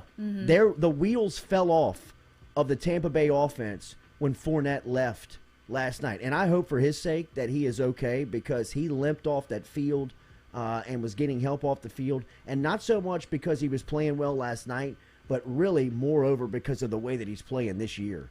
I mean, he feels like he is a Pro Bowler. He Yeah. feels like he's one of the best in the league. He feels like he is the face of the Tampa Bay offense if He you really watch them does. every week. I'm not saying that Brady's above Brady, but you could sense last night when he was off the field, even Brady felt a little That's their identity. where's my security Yeah. blanket at? And one thing that he's improved on tremendously is catching the football. He's a His three-down hands. back now. Yeah. Yeah, that's why you can't take him off the field. Yeah. Yeah, he's different now in a great way. And for the first time, bro, I mean, you finally see what Leonard Fournette Yeah. looks like with a quarterback. Looks pretty good. And I mean, last week, that 49-yarder, I mean, that looked like Ole Miss. Yeah. You know, I mean, he looked like very Running retro, away from bro. people, I mean, yeah, he was yeah. running away from people. Once he gets that high stepping and that Yes. body all the way up. Get it's in front of him. Yeah. Well, here- It's a walked freight in. train running at you. Yeah, Auburn's trying to jump on his back. I mean, they lost The longest yard. They lost everybody on their offense that game last night. They lost Lenny. They lost Mike Evans, Chris Godwin. Godwin. I And thought- here's I my thought- thing. I thought Godwin's hit was the worst. Yeah, that was tough. That looked tough. Yeah. I mean, by the way, yesterday the NFL, Took a tumble. bad day for the PSAs going on. Watching I a mean, 12-year-old play golf. everybody around was it felt like was getting carted off. Well, for you had paralysis. Thursday night, the guy was like, Yes. but he's thankfully they said the report came back, he was fine. in the Chargers game. Yep, and then Teddy was That was a going bad through and scene he with got hit, Bridgewater. and but it was weird because I guess his head hit, The momentum. It and like that's what drove him into the ground. Yeah, and it Almost. wasn't like an illegal hit. It was just he got airborne. He got hit from the back, which is you're trying to jar the ball loose. But yeah, it was tough. But I hate people are saying, oh, well, they didn't have their offense. The Saints haven't had their offense all year. Yeah. The Saints had both Pro Bowl tackles out. Like they don't have any receivers. They're on their third quarterback of the year. Miss me with the they lost all their receivers, so like he didn't have all of his weapons. Get out of here with that. The Saints haven't had all their weapons all year, and we beat them twice. So save it. Peyton was on a headset somewhere, right? I don't know. I mean, If there's Hugh no Freeze way. can be in a dentist chair. There's no way And that give a Sean thumbs up Payton's to watching Lovey's. that game in Is his that living legal? room. Is that like, legal? No way it's legal. Well, but that's he my doesn't thing care. though. That's my thing though. Like the two teams in the NFL I that can't Roger send a text. Goodell I feel like has it out for are the Saints and the Patriots. For sure. They're gonna figure out a way. So I just feel like if he's trying to do that somehow, But in Roger the- Goodell's gonna find him and. But in the fine him. same vein, Sean Payton is out to murder Roger Oh yeah, Goodell. no doubt. So anytime he can embarrass doubt. Goodell, anytime he can do stuff to Goodell behind his back, Yeah. he's gonna try and pounce on him. And something like that, which is like kind of borderline, like what are you doing? Like that seems like something Payton would do. Where I was dialed in the whole game. I had my cell phone plugged into a headset. That the two coaches you probably don't want against you are Bill Belichick and Sean Payton and Roger Goodell's got both of them that hate him. Remember, Daily, we're brought to you by Relief Med, There's so much football left. RELEAF med.com. football. If you are gearing up for the holidays and you've got family coming over, now would be the right time to get your recommendation from Relief Med. This is medical marijuana, which is legalized in the state of Louisiana. All you got to do is hit the Get Relief Now link over there at reliefmed.com, RELEAF med.com. Odds are you have a qualifying condition. Can you blink and breathe at the same time? Then go get your prescription or go get your recommendation for Relief Med, RELEAF med.com. Flower is on the way to being legalized. That's going to be January 1st. But right now, they've got the tinctures, they've got the gummies, they've got the vapes. But as we said, coming January 1st, flower will be legalized here in the state of Louisiana. Relief Med, RELEAF med.com, medical marijuana. Get your relief now. Click the link there at Relief Med. Don't gummy and tweet. And use the do not gummy and tweet. Willie taught you that? As the Just Culotta missed show. one word that seemed very important. The Culotta show figured that out It is an important word. Not the hard way alive. over the weekend. Real quick on Relief Med, use the promo code Jordy01, Jordy01 to save 20% off your first purchase over there at Relief Med. Yes, Jacques Doucette was tweeting over the weekend Got a sponsorship. about the LSU coaching staff and some of the things that was happening there. And it looks like the linebackers coach, help me out here, Blake Baker. Blake Baker is not being retained by the staff. If you were following us on Twitter on Saturday night, it looked like we at Lloyd had gotten into the Relief Med section of the sponsorship and then taken over the social media and said that Baker was going to be back on staff, which started a social media frenzy. Which we came back, we circled back around, we put Only the took me about apostrophe in 20 between minutes. the N and the T. Who found it? Did you find it? Yeah. That was a shitstorm on the old I group. mean, I'm chat. sure they're coming to get you too. I'm sure the Twitter police got your ass too. But we've dabbled in these Twitter waters and it's exploded. So now that when you put something out there, it has to be right. Apparently, I thought we were You just have to be right. I was just having a little fun. Turns out you can't miss the don't. He's not gonna be retained. There's a no in there. It's a big, okay. it's a big part. Sorry, Jacques. Should have just Just retweeted. Just hit the retweet. Strip Jacques' credibility from him. We're going head to head with Jacques. Actually, I've heard he's been retained. So Baker is not coming back, which means that this staff is starting to take shape. We talked about it to start the show. It does look like Mike Denbrock, who is Cincinnati's offensive coordinator, is going to be the guy tabbed to call plays at LSU. And then when you start looking on the defensive side of the ball, names are starting to surface, and one that has come to light here, Football Scoop is reporting, is Matt House, who is the Kansas City Chiefs linebackers coach, who has spent almost 2 decades coaching at the collegiate level. The last place he was the University of Kentucky, which, if you remember last week, Brad White's name kept popping up as a potential candidate on the LSU defensive coordinator spot. But come to find out, it looks like Matt Houston, his former boss, is actually at the center here. Now, Houston has turned down some pretty aggressive bids by college teams over the last couple of seasons to bring him back to college football and around the SEC. Josh Heupel last summer really made an aggressive move at him to bring him to Knoxville, to get him on Tennessee's staff as the defensive coordinator. Houston decided to stay on Kansas City staff, where he's the linebackers coach, and we'll wait to see what happens here with Brian Kelly and LSU. But it looks like this is the target that Kelly is zeroing in on, is Matt House, the Kansas City Chiefs linebackers coach, who we said last was in the SEC and last around college football with the Kentucky Wildcats. It seems like he's got a really nice reputation. There's a lot of people out there that know him when you start kind of just Googling him and finding out who he is. There is a lot of praise and respect for the work that House has put down on record up to this point. So we'll see if this is the name that moves forward for Brian Kelly. It just feels like this is Brian Kelly, that the things that we thought are true. He has full autonomy to hire the staff, right? This is only a head coaching decision. And it's if you're an LSU fan, that makes you nervous, but it feels like you finally have a guy that can do it, right? Like it's pause for concern for me because every LSU coach before this has not been able to do it aside from Nick Saban.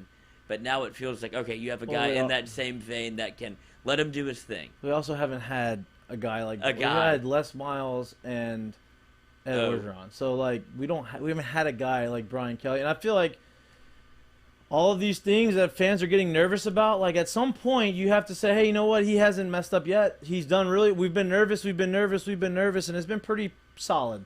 So let's stop being nervous and let's start just enjoying what we got going on right now. I think that's the only point of view that you can have if you're not going to drive yourself crazy over this I'm thing. driving myself crazy. You are. Why? You I are. know. But what has he had done? Corey Raymond. What does he have done? What has he done to make you lately? nervous? Like Corey Raymond makes me nervous. But so you rather Corey? But it was one or the other. Who would you rather? But why? Because Corey Raymond either was going to get that spot or Frank was going to get that spot. You can't get two associate head coaches. Corey Raymond wasn't staying for the same position. There's no way you just leave for title. Who are you? Yes, you do. He's leaving for title and a raise. Why can't you just pay him the same amount of money? But I mean, we can call you associate. Yeah, to the because head coach. but that also sets a precedent for. He's never wanted to leave before. He's never ever. No, I know he Corey hasn't. Raymond has been offered 1 million jobs in his lifetime Right. at LSU, and he's never left. And now is the time that he leaves. Yeah. How do you know that? Because I've talked to him. How do you know that he's been offered I've those talked to him. I amount of talked times? to him in told you that? 2019 Like, after the national championship. Yeah, Jordy, I don't run in small circles. I run laps around these pools, brother. I've talked to these people, and yes, he's been off. What do you know? What do you think the most prominent job that Corey Raymond has turned down is? Anything that he wanted? No. No, but Speak realistically. Do you not think that I anybody? mean, are we going to debate this? Or are you? No, but I'm saying SEC jobs. Has he not been somebody that has been offered a job before? Everything, right? From LSU? everything that he's been offered has been lateral. Right. I mean, he's never been. left. He's never been offered a coordinator job. He's never been offered an associate head coaching He's job. never wanted that from everybody's perspective in Louisiana. He's never wanted to be a coordinator. Well, sure, right? he wanted a defensive coordinator job. I mean, it's in his profession, and he's interviewed for him. So if he's interviewing but never for him, taking them. yeah, but he's But never been gotten offering them. He's never been Are we offered sure? them. Yeah, Sure, because I'm pretty if- sure if he'd been offered if a he's- coordinator job, he would have taken If it. he's interviewing for coordinator jobs, then he's showing you that he wants coordinator jobs, and ultimately he's going to take a coordinator job if the one that makes sense to him pops up. I mean, think about what Dave Aranda did. Dave Aranda interviewed for the UNLV job 2 years ago. A year later, he's a head coach for Baylor. He was showing you that he's got interest to move on. What I'm telling you about Corey Raymond is that everything he was offered, and it wasn't as much as people think that it was while he was here, it was nothing but lateral moves. And the money was always either matched is or the made lateral more move. for LSU. No, this is all- but at all some great. point, never gonna be head coach. you've got to move on, or you've got to trust the process that's put in place with somebody that you give. And something that has been made clear over the last week with the Brian Kelly hire is that he's been given full autonomy, like 100% full autonomy, where there was not like, hey, this guy's put in place and we've agreed to keep him long term. Can you work this out for us? This is a staff member that's been behind the scenes for 22 years. She's been with the LSU football program since Nick Saban hired her in 2001. She's here. No, she's out. I mean, everybody that has been there is in play. Everybody that is around there is in play. And I think that there was a feeling of it's time for a cleansing. Seismic shift. It's time for a clean overhaul of just not that Corey Raymond had any fault for what was going on. It was that Corey Raymond was caught up in the wash of the past of LSU football is not going to be what it looks like moving forward under Brian Kelly. And if we really want to be critical on the defensive back room, and we really want to jump in and debate it, yes, they recruited a high level. Yes, they bring players in. Yes, they've got names in that room. But what group has been more unstable than the DBs over the last couple of years? I mean, how is that his fault, dude? They have no. How is that his fault? Did they have no leadership? Do you They've went through two Who do coordinators in 2 you blame years. the unstable? Who do you blame the unstable quarterback play on? I'll look at one thing. What do you do when you wake up in the morning? If you lose Corey Raymond, did you get better or did you get worse? LSU got worse when they lost Corey Raymond. I don't know if you can make that the bookend. determination. How? On Yeah, what made him You lose? saw the recruiting already. What? He's the one that's Dude. going in and pulling Patrick Peterson out of Pompano Beach. Now you put him in Florida? That's unbelievable. He's going to get all of those guys. Who did he get this cycle that hurt LSU? Who have we lost that he didn't? know, Well, I guess Denver Harris would have been the one. Yeah, but he went to Texas A&M. I mean, if it was Yeah, really, if it was, Corey Raymond is at LSU, he comes to LSU. but if it was, Lloyd, if I'm it was really about Corey Raymond, it is. as Tack Minor so- and they say, then Denver Harris would be at Florida. That's right? a good But point. that's a late push. That new very good coaching point. staff. But is he didn't go to said it was LSU all about also. Corey Raymond. Right, and he didn't have enough time. To do what? Get to know you? I know exactly who you are. I'm It's pitching just, two different Okay, it's just here's- now you're here's telling my- me about here's- Gainesville rather than Skip, Baton Rouge. Here's my thing. Here's my thing. You have, And he didn't get Patrick Peterson. no, Ron Cooper did. yeah. Ooh. Yeah, yeah, I think you yeah. just That's got not what I served. Yeah, Patrick Lloyd. Peter, he wasn't. Who recruits Florida better than? No, I agree with Corey you. Raymond. Listen. There's other people that can recruit. And now he's in Florida. We have there gotten- must be DBU in 5 We seconds. have gotten high level cornerbacks Ron Cooper. before Sprained finger. Ron We- Cooper. Where's Ron Cooper now? we have gotten Good question. we have gotten high level quarterbacks before. Ron Cooper. No, not before Ron Cooper. Before Corey Raymond, and we're gonna get high level cornerbacks after Corey Raymond. I'm not worried about. Yeah, it sucks. I like Corey. I think he was great, but I don't think it's gonna be the detriment of Like our life or death. DBU. Like I think that we're gonna still be able to get the guys. I'm just wondering Why what are you happened. so Grab your stressed balls for about God's it? sakes, Why are bro. you so For a stressed I modern mean, about Drag it? on. this is still LSU where you could step outside of the football facility, go 60 miles in any direction, and go find a 4 or 5 star cornerback. Unless And you're even an if- Osbury and and you even work if on it- staff, and you even can't if get they're your son not to come rated, play. and even if they're not rated, you could probably get them on campus and turn them into one. We I have, mean- we have a U-Haul problem. If you're an LSU fan, they don't want to come here anymore. They're too close to the campus. And okay, that's a whole different. Yeah, that's a whole different animal. But I'm saying you different could thing. I go like 60 this. miles This in was any heated up. direction. You got heated. You can't go 5 minutes away. It's right there, and You're- they don't you're want to go gonna to give yourself LSU a heart anymore. attack, Lloyd. yeah. No way. You really Matthew are. Irby, Lloyd needs a gummy. You do. What's going Um, on? I feel like this is more. Is there something more going Well, I on? saw there was 30 minutes left. We had to kind of stretch a little bit, so I went a little skip. So you had to lose entertainment. your Oh, mind? So it was a bit. Yeah. It was a bit. I really don't care, man. I know LSU's going to be fine. It was You a know bit. they are. Well, don't admit that now. You At least trust put the the camera on you process. when you freak out and try to throw the I think headset. I Did I not? know. I don't know if you did I or don't think not. you could have. You You were did. throwing your arms up Show everywhere. first. Show first, Lloyd. You got Don't so be flustered, selfish. You forgot to press the button. You did get so I flustered. would be selfless in my mind. It's not about me. It's about the show. Well, that's No, I'm part of telling the you, show. don't be selfish when you freak out like that. Put the camera on you, for God's sakes. Everyone wants to see what we see. Let everybody else see you melting over Also- Corey You Raymond. throwing Also, I like know Tom we- Brady. I know we- You're like I Tom actually Brady might over there care. throwing I'm getting shit. worked up again. Thinking I know we started talking about it just to kind of pivot off of the Corey Raymond issue. We talked about the NIL stuff. Yeah. So, You don't want Denver Harris and Kamari We- Wilson. You, oh my God, here we go. shocking. Kamari Wilson went to Florida. I know. Oh, who went out? Who else? Who do you Yeah, follow there? big Shocking. Weird. Corey It Raymond. must have been about Corey Raymond for Kamari Wilson. Yeah, it's not Billy Um, Napier in that weird jacket and jeans. But we talked about how far back we are in Very NIL Lafayette. stuff. He looked very laughing. He looked like he was going to City Bar. Very Lafayette. Hey, stop trashing my fit, guys. Come on. Come on now. I didn't good. say Go that. to No, City bro. Bar at 11 p.m. Lafayette, love the town, love the food, love everything to nightlife. offer there. Is there Not not good everything, nightlife? But Not not everything. everything Wild night. is just... Go to Nighttown. And I didn't see mean to what cut you happens. off. Where were you going? No. Keep going. Keep going. Because I'm NIL. with you.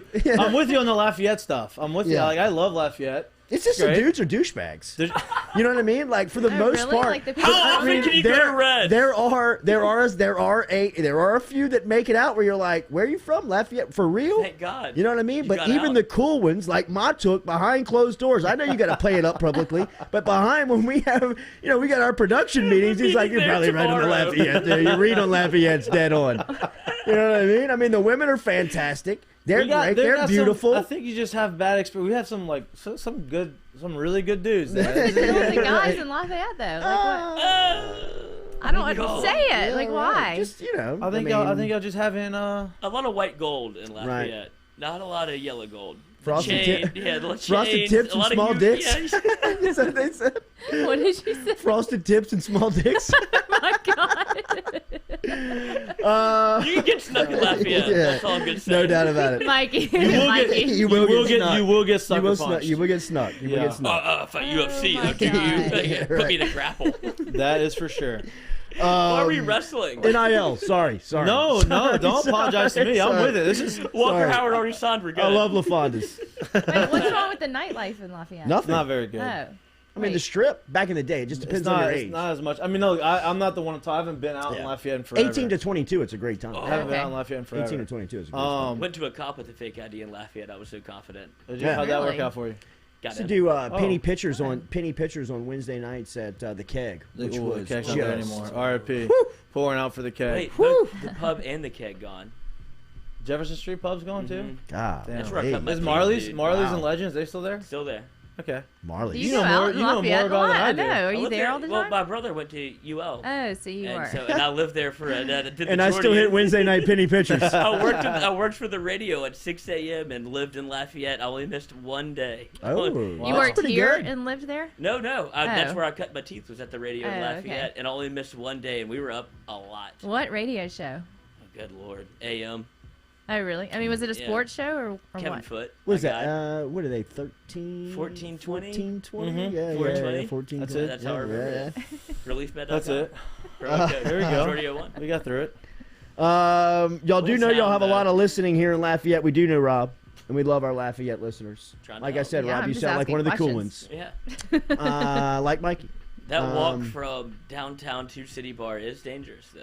If you're, just perusing Lafayette, you're like, we're going to go to City Bar, keep your ears up. That's all I'm saying. Yeah. Watch out. Somebody's that shirt's a little too small, fella. Hey, Yeah. for what Lafayette lacks, the little bit that Lafayette lacks in the, I guess, the social scene, So many it steroids. excels in a lot of other things. Absolutely. Food. Yeah. You have great The arts, they very much support the arts.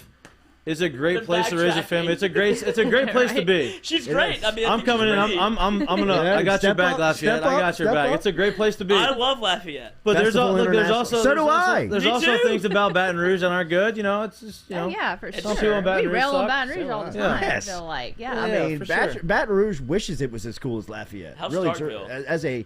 as a city. Yeah. I love Starkville. Yeah. Okay. I mean, just Move on. Yeah, thank God you're from there, right? Right. NIL. Where were you? Where were we? No, I was saying how we were just talking about how far back. Y'all had mentioned how far back we are, and we are. Like, I don't know kind of what we're doing right now, but I know what A&M and those teams are doing. I've kind of have a firsthand knowledge of what they do, and it's not what we're doing. And I mean, they basically built it into a business. So It is a business. A&M is not doing it. It comes from the boosters. So the boosters, they form an LLC. They have all the boosters. They put a bunch of money in this LLC, and then they go and hire a guy. Say, hire me, hire you, hire whoever it is. Hire them, and they go and talk to players, the representatives of the players, whoever it is. They have to get in front of. They talk to them. They say, hey, we have this deal. We have these boosters. We have this amount of money that we can offer you to do this for this company.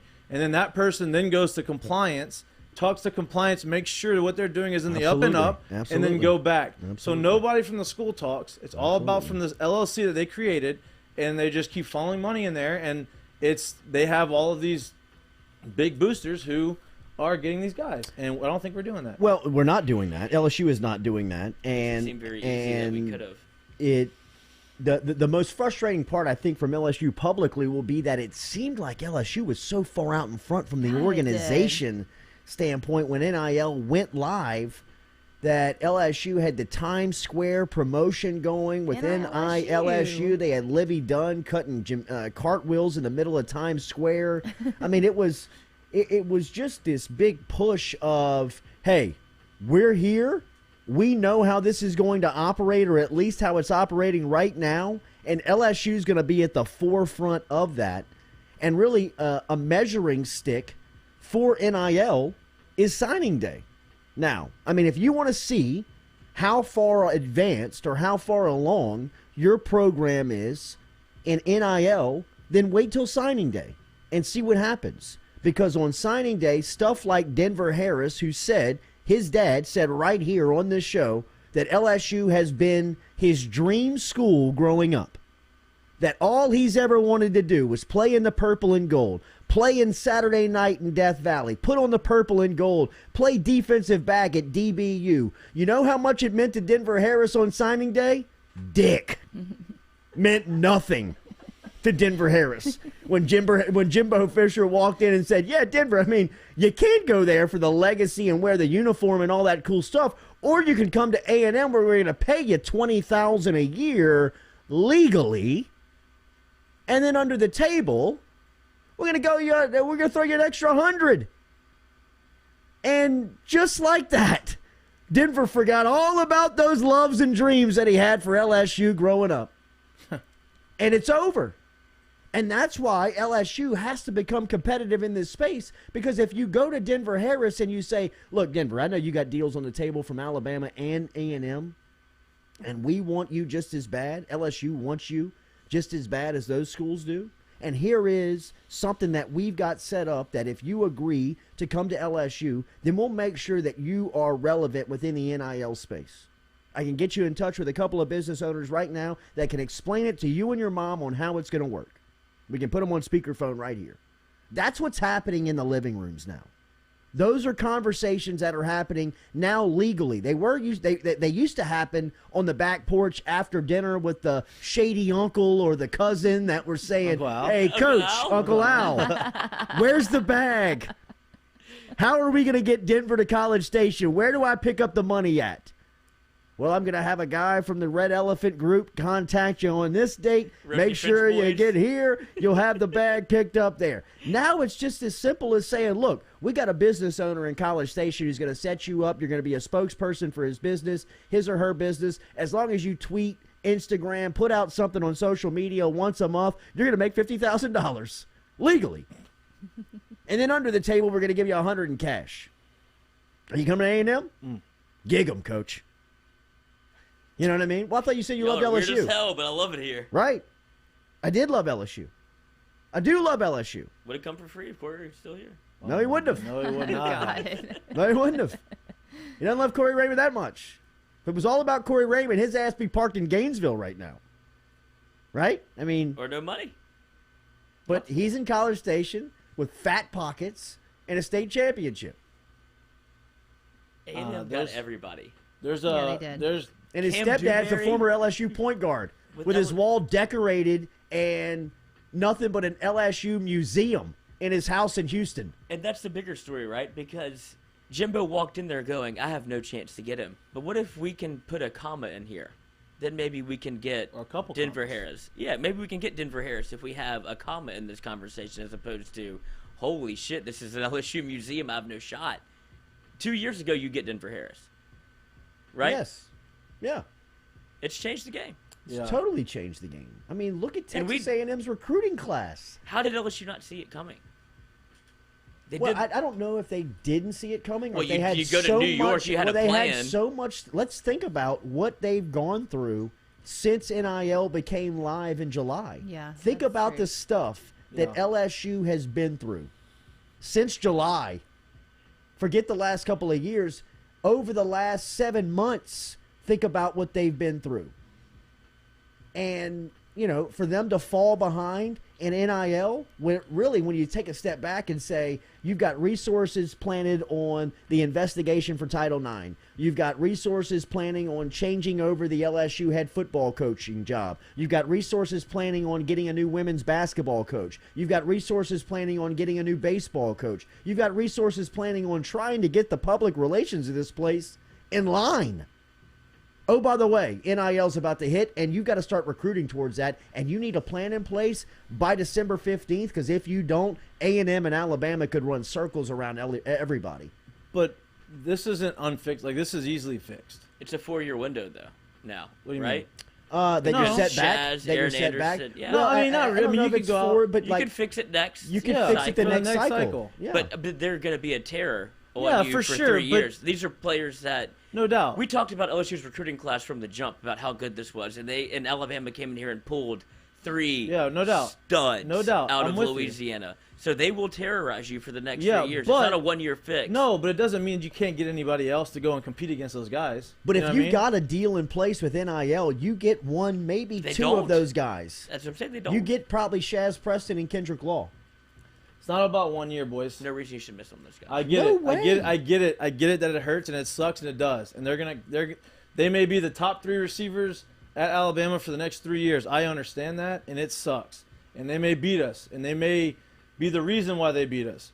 But it's 1 year, right? Yeah. You can fix this. You can go out there and you can have 2 All-Americans on our outside, and you can go and what if one of these guys aren't as good as they thought they were going to be? It's almost Exactly. like you needed. You know what I mean? It's They're almost 18. like you don't needed know. to go That's right. through this cycle to figure out how far behind and how fast you need to fix it. We Really get- and truly, we I'm get- telling you, it's almost as if you can sacrifice 1 year or one signing class, and if you're going to sacrifice one class in the Kelly regime, it better be the first one, But right? This is the best one. But well, here's you know my what? thing, though, The timing sucked for you LSU have- football yeah, and making for a coaching sure. change. But we're looking at it as like 1 year deal.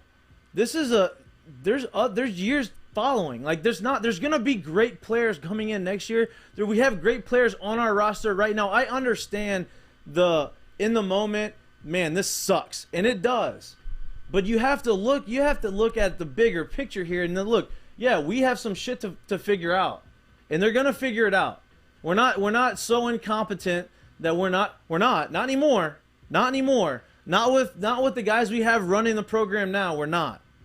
You can say what it used to be. It's not what it used to be anymore. And I think we've proved Brian Kelly and Scott Woodward. I think they've proved that it is not what it used to be.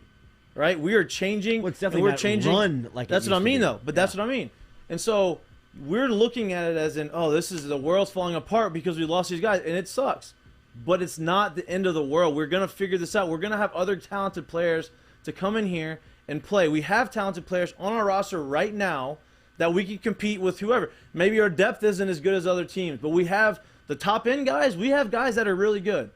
And we're going to continue to get guys really good, and we're going to figure out this NIL stuff, and we're going to get those other guys. It sucks because it's happening right now, but it's not the end of the world. That's all I'm saying. And really and truly, for what they were playing against and what they were competing against this cycle with the NIL stuff that we've been talking about, but really the coaching change stuff, I really thought that they won National Signing Day from themselves. Like that was a win for Could've been way LSU worse. to get Quincy Wiggins, Will Campbell, Walker Howard, and Emory Jones alone. Quincy Wiggins makes sense. A win. That's the only one that you Quin- didn't think no, you could get. Quincy You feel like you were and going the- to get everybody else. And the offensive line transfer. Those are 2 Miles wins. Frazier. That's the 2 Yeah, wins. those are right the there. two that out you of, can hang out your of the hat on. transfer portal is a big win for LSU in a day and age where you're dealing with a ton of adversity, you're dealing with a ton of dirty recruiting, and you're dealing with a space that you're behind the 8 ball. You are not where your competition needs to be, and for me, my evaluation of it is that it could have been the best thing that's ever happened to them,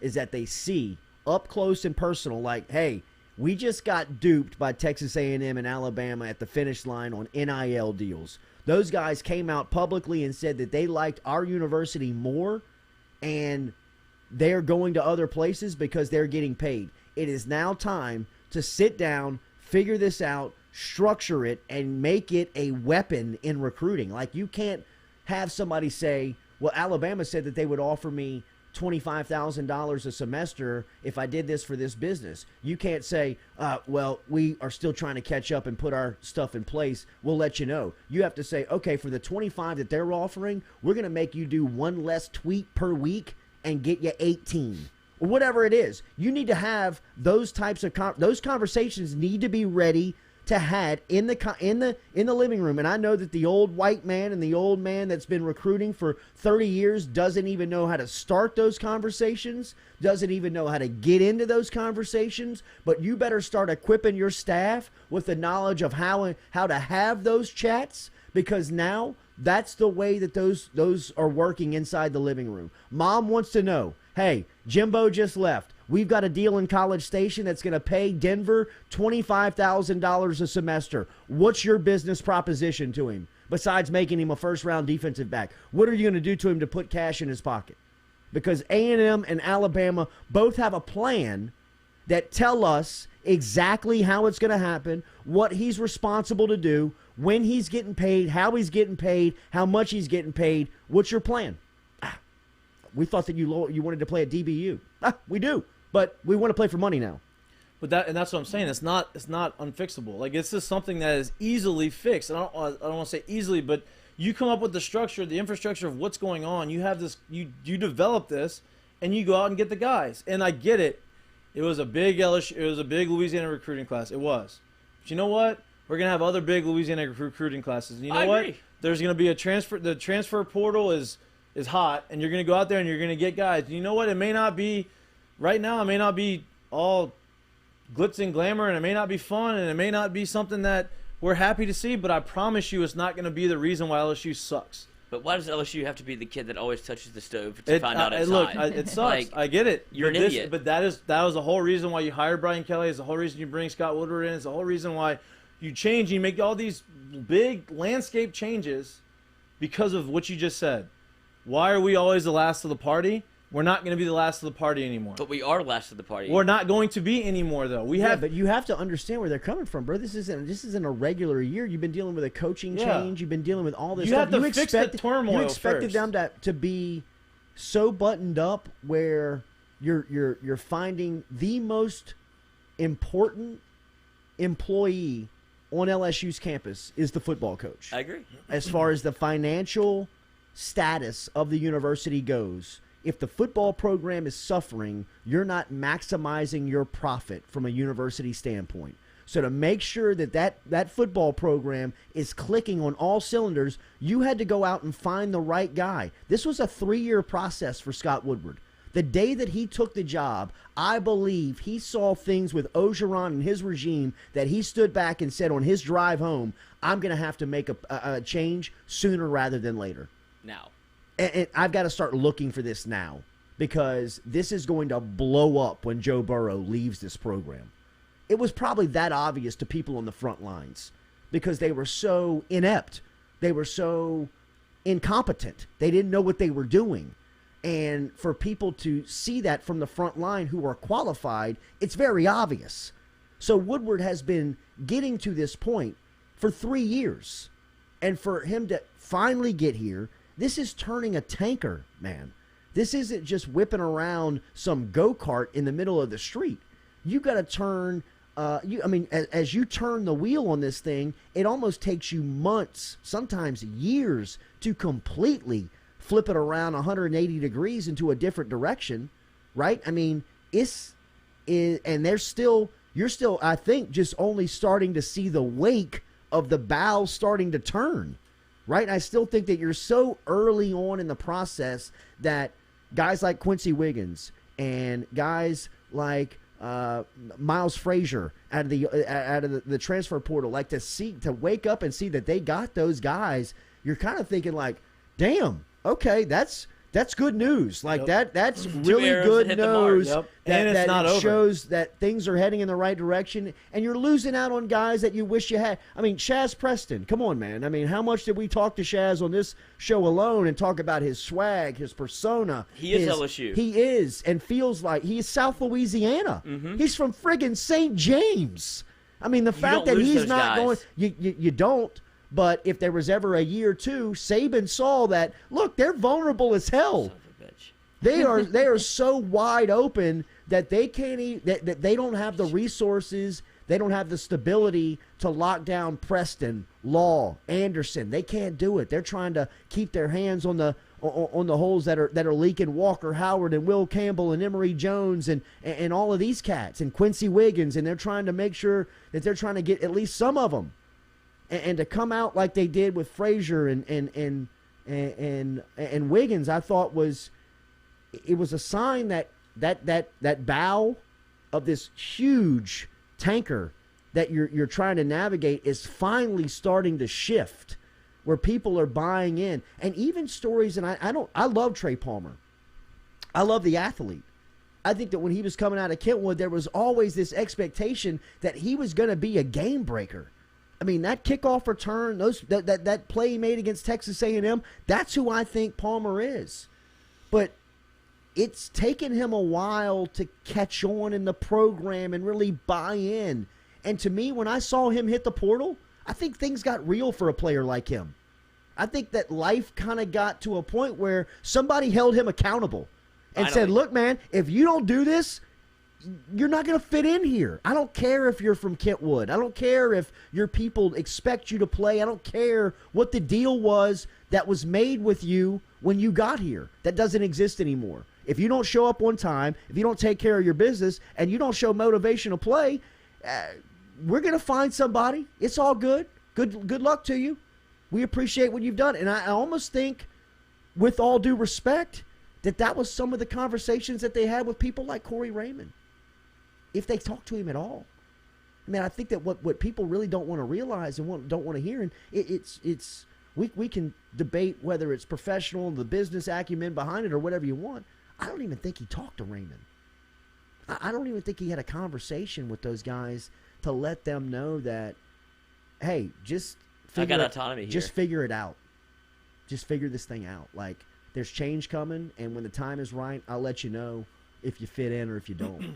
And for a guy like Corey Raymond, man, he's as talented as a coach as there is in the sport. He's also got some ego to him, right? And I'm not talking about Corey Raymond. I'm just talking about every coach in the industry does, right? They all have some type of I mean, he's got a lot of skins on the wall within LSU football. If you walk up and down the LSU football program's facility, there are game pictures of individual players that are stacked for 150 yards. A lot of those guys on the wall, Raymond recruited, developed, and made into pros, right? I mean, he's got a lot of pride walking that building. And for somebody to walk in there and get the associate head coach job, even if it's Frank Wilson, he's sitting in his office pissed off. And it doesn't make a lot of sense to him, right? But at the bottom line of it, the baseline of it, change is here for LSU football. And there's no better example of change than Kevin Falk and Corey Raymond waking up without jobs within the program. I would say even Trey Palmer is the biggest signal shift of this is the Brian Kelly era, where you could kind of, whatever happened, it happened, but him being able to say, look, cuz, I don't think you're right for this program. And he hits the transfer portal. This is the biggest shift, and that's him putting his foot down, a player that you thought would play for LSU, not only in the bowl game, but in the next year's coming, and him telling him to hit the bricks is like, look, dude, the substitute teacher is not the teacher anymore. There's a whole new regime here, and if you're not going to do it this way, that was a signal to LSU football and by the coaching and strength staff that this whole thing has changed. Like, there's a new that's what everybody wanted. Guard in town. That's what makes me believe in the Brian Kelly era. For sure. And you have to say, if the ultimate goal is to change the culture, then you have to allow the guy to do that, and that is what he's doing. If you don't fit in what we're trying to do and you're not buying in, you got to go. I'm sorry, but you got to go. Yep. That's the way it works. That's the way LSU is operating right now. And at the end of it, when you evaluate Brian Kelly and whether you compliment, critique him, criticize him, whatever your thoughts and analyze him are, it's going to be his ship. There's nobody within that organization that you're going to say, hey, or he can say that he had to do it with the past regime or people that were forced upon him. This is Brian Kelly's LSU football program. Whether it wins, loses, or stays neutral is on him. And when we evaluate that in the next 2 years, the moves that he's making right now is going to be the analysis that you're feeding back.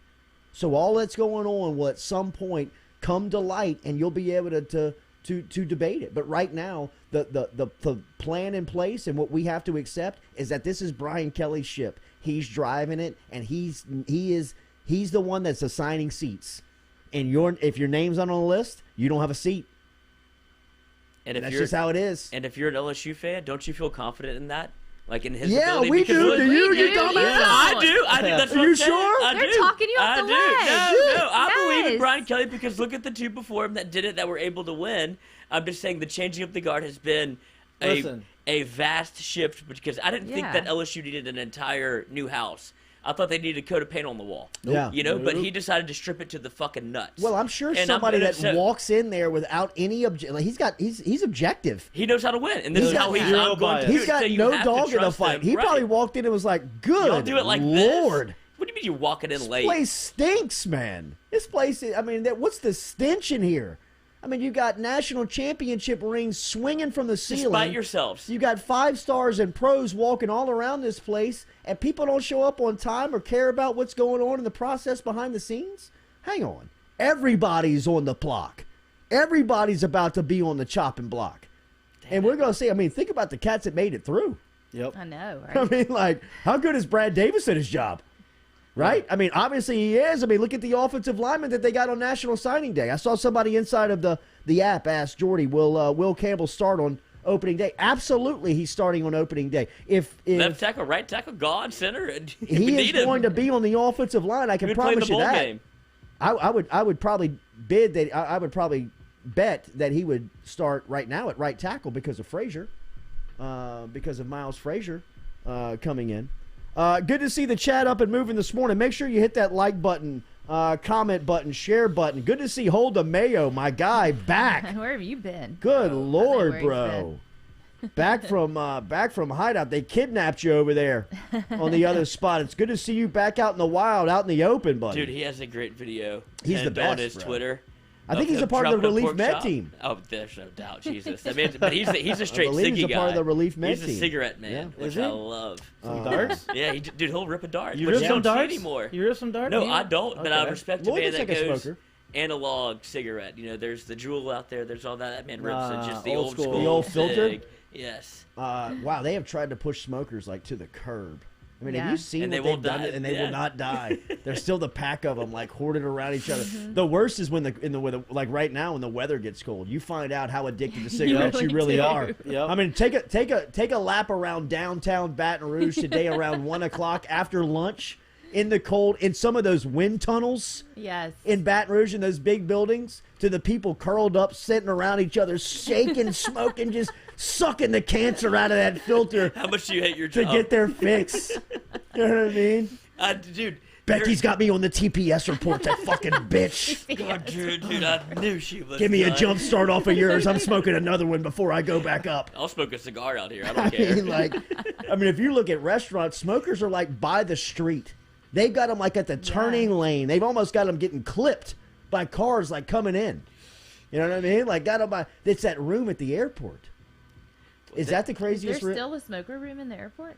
I got to imagine. I mean, in they've some got- big airports they Absolutely, are. dude. Well, Yeah. if there's not one, they're gonna make one. Well, they still have that. I mean, like they still have like the grocery store shopping like doors that open and close that allow. Stand clear of the closing door. Do they have? Yeah. But do they have like a? Is it like a terrace? Like, do they have like? Yes. Is it outside? There's a smoking area. Is it Yeah. outside though? It's not like Yeah. a room that's enclosed. That's like. No. Okay, I was like, no, Where, that's though? miserable. That they do Have have. you the- not seen this? As much as you travel, I don't you've think I've never seen seen a- the I have smoking seen room. it. area I just didn't know. anymore. I just didn't know Like if it was a lately, terrace. I haven't seen that lately. I feel They like still have it in Las Vegas. They put you in like a terrarium if you're smoking cigarettes. Oh. Like you can smoke inside, but it's like an enclosed facility. Is there So anything worse than smoking a smoking casino where the guy sits next to you at a Oh. blackjack table and lights up a cigarette? Dude, do you I'm like, remember smoking bro, restaurants? Get Smoking outta or here. non? Unbelievable. It's like non. Yes. Yeah, isn't that These people are weird? smoking cigarettes at the dinner table. Can you imagine if that was still going on? My mom calls the scene. The last time my mom calls the scene anywhere publicly was at a smoking restaurant, and we were like bumped to the smoking section. Oh no. And somebody fired up and started smoking and like Eating a baked ashing potato. on their plate No. that they had Oh. eaten in, and she gave like the loud, Oh, no. almost kind of like psychotic toned. I can't believe people still smoke in public. You know what I mean? And people were like, Get your iPhone and the out. lady kind of like looked back, and she was kind of like, you know, like eyes wide, like, yeah, bitch, I'm talking to you. Don't fuck with a Oh, we smoker. had, You know what we I had a mean? Karen fight. Yes, it was about to go down, and we were like, Mom, we're in the smoking section. We're going to lose this fight. You know what I mean? Like, let's just get it to go. Let's get it to go. Let's pay the ticket. Let's get the hell out of here. It's just that's a bad. Like I can't believe that was like that's a. Well, still Coach, a you could thing smoke somewhere. on planes. I know. You wish could you smoke could. in the hospital. They used to smoke in the delivery room. Put it out on the IV. You know I you're mean, in an like, old plane when they still have the the no smoking. smoke. Yeah, I'm Ding, just like, geez, how long ding, is this? No What smoke. year Oh of plane is yeah. that? What about vapes? Go to the bathroom, dude. Yes, that's where people did it. That is a wild. I mean, move. you can do- slide through with the vapes though in an airport. I'm not, Yeah, you can. No, you can. But I mean, like you can almost front pocket it. Yeah, you can. They don't Oh, care. don't care. it's like a phone. You just Yeah. throw it in the bin and go through your Yeah. day. They They don't don't look care. at that. But don't you tighten up even when you do it still? No, I did have an experience in Las Vegas leaving with a dog that got Oh. all too close Dogs. to my friend. The dogs. And I was like, oh my god! Oh my god! Oh my god! Oh my God, god! man, it's like, Here is he comes the coming- dog. Is he We're being nice or is he pointing me out? screwed. That's Lloyd's bag, sir. That is not my bag. I don't even know that Oh guy, dude. my But they're looking for God. like Yeah. large amounts of And cash bombs. or drugs. Yeah. And bombs. That's what we told. But Did you have large amounts of cash or drugs in your carry-on? But when you're in the moment and you see that dog start sniffing around, like this is the only guy that could get Did me. he go Yeah. around you multiple times? He did or, enough like, to make what me does he do? nervous. Yeah. Hold the mayo. Nothing like cigs and steaks. So he's a cigarette inside guy, no doubt. Hold the mayo. I am the guy at the blackjack table. Hold the mayo. I won't go to a casino unless you can rip cigs. This man ate a pork rib off the ground in New Orleans. So Justin Oh, Turner man. said the Atlanta airport closed their smoking area, so maybe that's why. Okay. Maybe they're closing down. Maybe so. I think Houston still had one. I mean, like these big international airports still have these rooms of just. I mean, it should be named Cancer Alley. I mean, it's just when you look in there, it is a combination of just antidepressants, Gambling cancer, debt. just unfit, unhealthy. A lot of McDonald's cups. Anger. I mean, it's A lot just. of McDonald's. It is So just. true. I mean, like people. Everybody's kind of sitting Hot by black themselves. coffee from McDonald's and a cigarette. Everybody's kind of sitting by themselves. You know, you almost don't want to make eye contact. Right. Like, what are you in for? Yeah. You know what I mean? Like, I lost my kids in a divorce. Yeah. Can I bum a light? You smoke? Not inside. You have dude. matches? Boy. Your Boy, boy, mother. boy. What a. Yeah. That's a bold claim to go against a smoker inside. She just got into the chat. She gave the throwing up She emoji. did give the Did double y'all throwing have? up emoji. Did y'all have friends? She'd do it again. For Did y'all sure. did y'all have friends in college that would do the cigs inside? Like once a blue moon, like all right, we're smoking inside. Oh, yeah. Yeah. Yeah, I never absolutely. had that. Nothing There's no freaked me chance. out more than anybody that used the ashtray in their car. Oh, yeah. That Oh, smoker wow. was always a very Thought it was intense for one. money, dude. Yeah, right. Yeah, 'cause I mean, the it first thing I smells thought, I all was the like, you don't time. leave your change in there? You ever use the one that the lighter that pops out? Did you use that to? That's an aggressive thing. Do they, You you put- don't, They don't they make They don't those do that anymore. anymore. Right, right. It's But that's just a how cell phone aggressive thing. smoking Yeah. was. It's like Yes. you need this in your car. Yeah. Isn't that Crazy. weird? And it had like the emoji on the end of it, kind of like the Yeah. cigarette and the smoking, Yeah. you know, kind of Yeah. sign. Know exactly what this is for. Yeah. Jimmy Magoo loved burning heaters and drinking coffee. Jimmy Goose sounds like a He smoker. does smell like a small. He does And sound like a diarrhea. smoker. What? What? Bilbo T. Baggins, smoking you is mean? huge Bro, if you're- outside the U.S. It is. Yeah, He it is. traveled It is, internationally. it is, Yeah. it is. Smoking is still very popular. It is. I think they're smoking spliffs. It's a little 60-40 game Is it? of like a little marijuana, The little Europeans? tobacco. I don't know. I mean, I think like Italians like roll their own cigarettes. Oh, Yeah, a lot Like of roll them their do. own tobacco. You know what I mean? Kind of like you can whip one up like a little doobie. Ooh. Doobie. Well, dude, But a quick lick. but I and think that yeah. they're smoking like tobacco. Wait, go back to the diarrhea. Why are you saying Oh, man, Jimmy if has you- it diarrhea? Sounded If you're ripping coffee and cigarettes at the Yeah. same time, dude, that's a day changer. tobacco. Like Oh. people take throw a It dip expedites in. that process. People throw a dip in to go and take a dump. Do they do that in baseball? Like this is a Really? A pre-dip dip does dump? that? Tobacco, like Yeah, I think tobacco Yeah. kind of loosens you up. Yeah, yeah, Same thing I with mean- coffee, obviously. Yeah. Yeah. So if you're doing both at the same Oh, time, you got Sorry, you got a day Floyd game. called you out. You got a day game in baseball. You ain't getting into the bathroom. It's a What? You ain't getting there. Guys got lippers in. It's early. They're tired. Drinking coffee with a big old dip in their mouth. Wait, do you have to hide tobacco use in the bigs now? You can't have it. You have the But I mean, nobody. Wait, did. do you tobacco do- Is it still police. there? Do you do the They gum come. wrap? They come and check. I mean, when you chew, they'll do the big like the chew and they put around the. I've always wanted one of those. I mean, I don't do it. I don't dip or Okay, chew. sure. Yeah. Might So I never gotten into that. I never liked it. I almost threw up a couple times. I you know, did. That was it. First It was time I over. did it. Wait, are you Yeah. saying they wrap it in gum? So chew, like the not Right. dip, the Yeah. actual like tobacco Like chew. Red Good Man. stuff. Red Man. Is that still a there you thing? go, Red Man. Chaw. Yeah, that's a That great. seems like not PC And so you would either, you right? do it and you would just wrap it in like like Big League Chew or like Double, like you just wrap it and then it'd give it a better flavor. That's what they would do, or they do. But they put a big lipper in. And then they have just, diarrhea. And they go and shit their brains out. Jesse McCormick, Take a bunch of dorms at Adderall. LSU used to have cigarette machines in the halls, No way. as did the Student Union bowling alley. Single darts. No, the cigarette packs.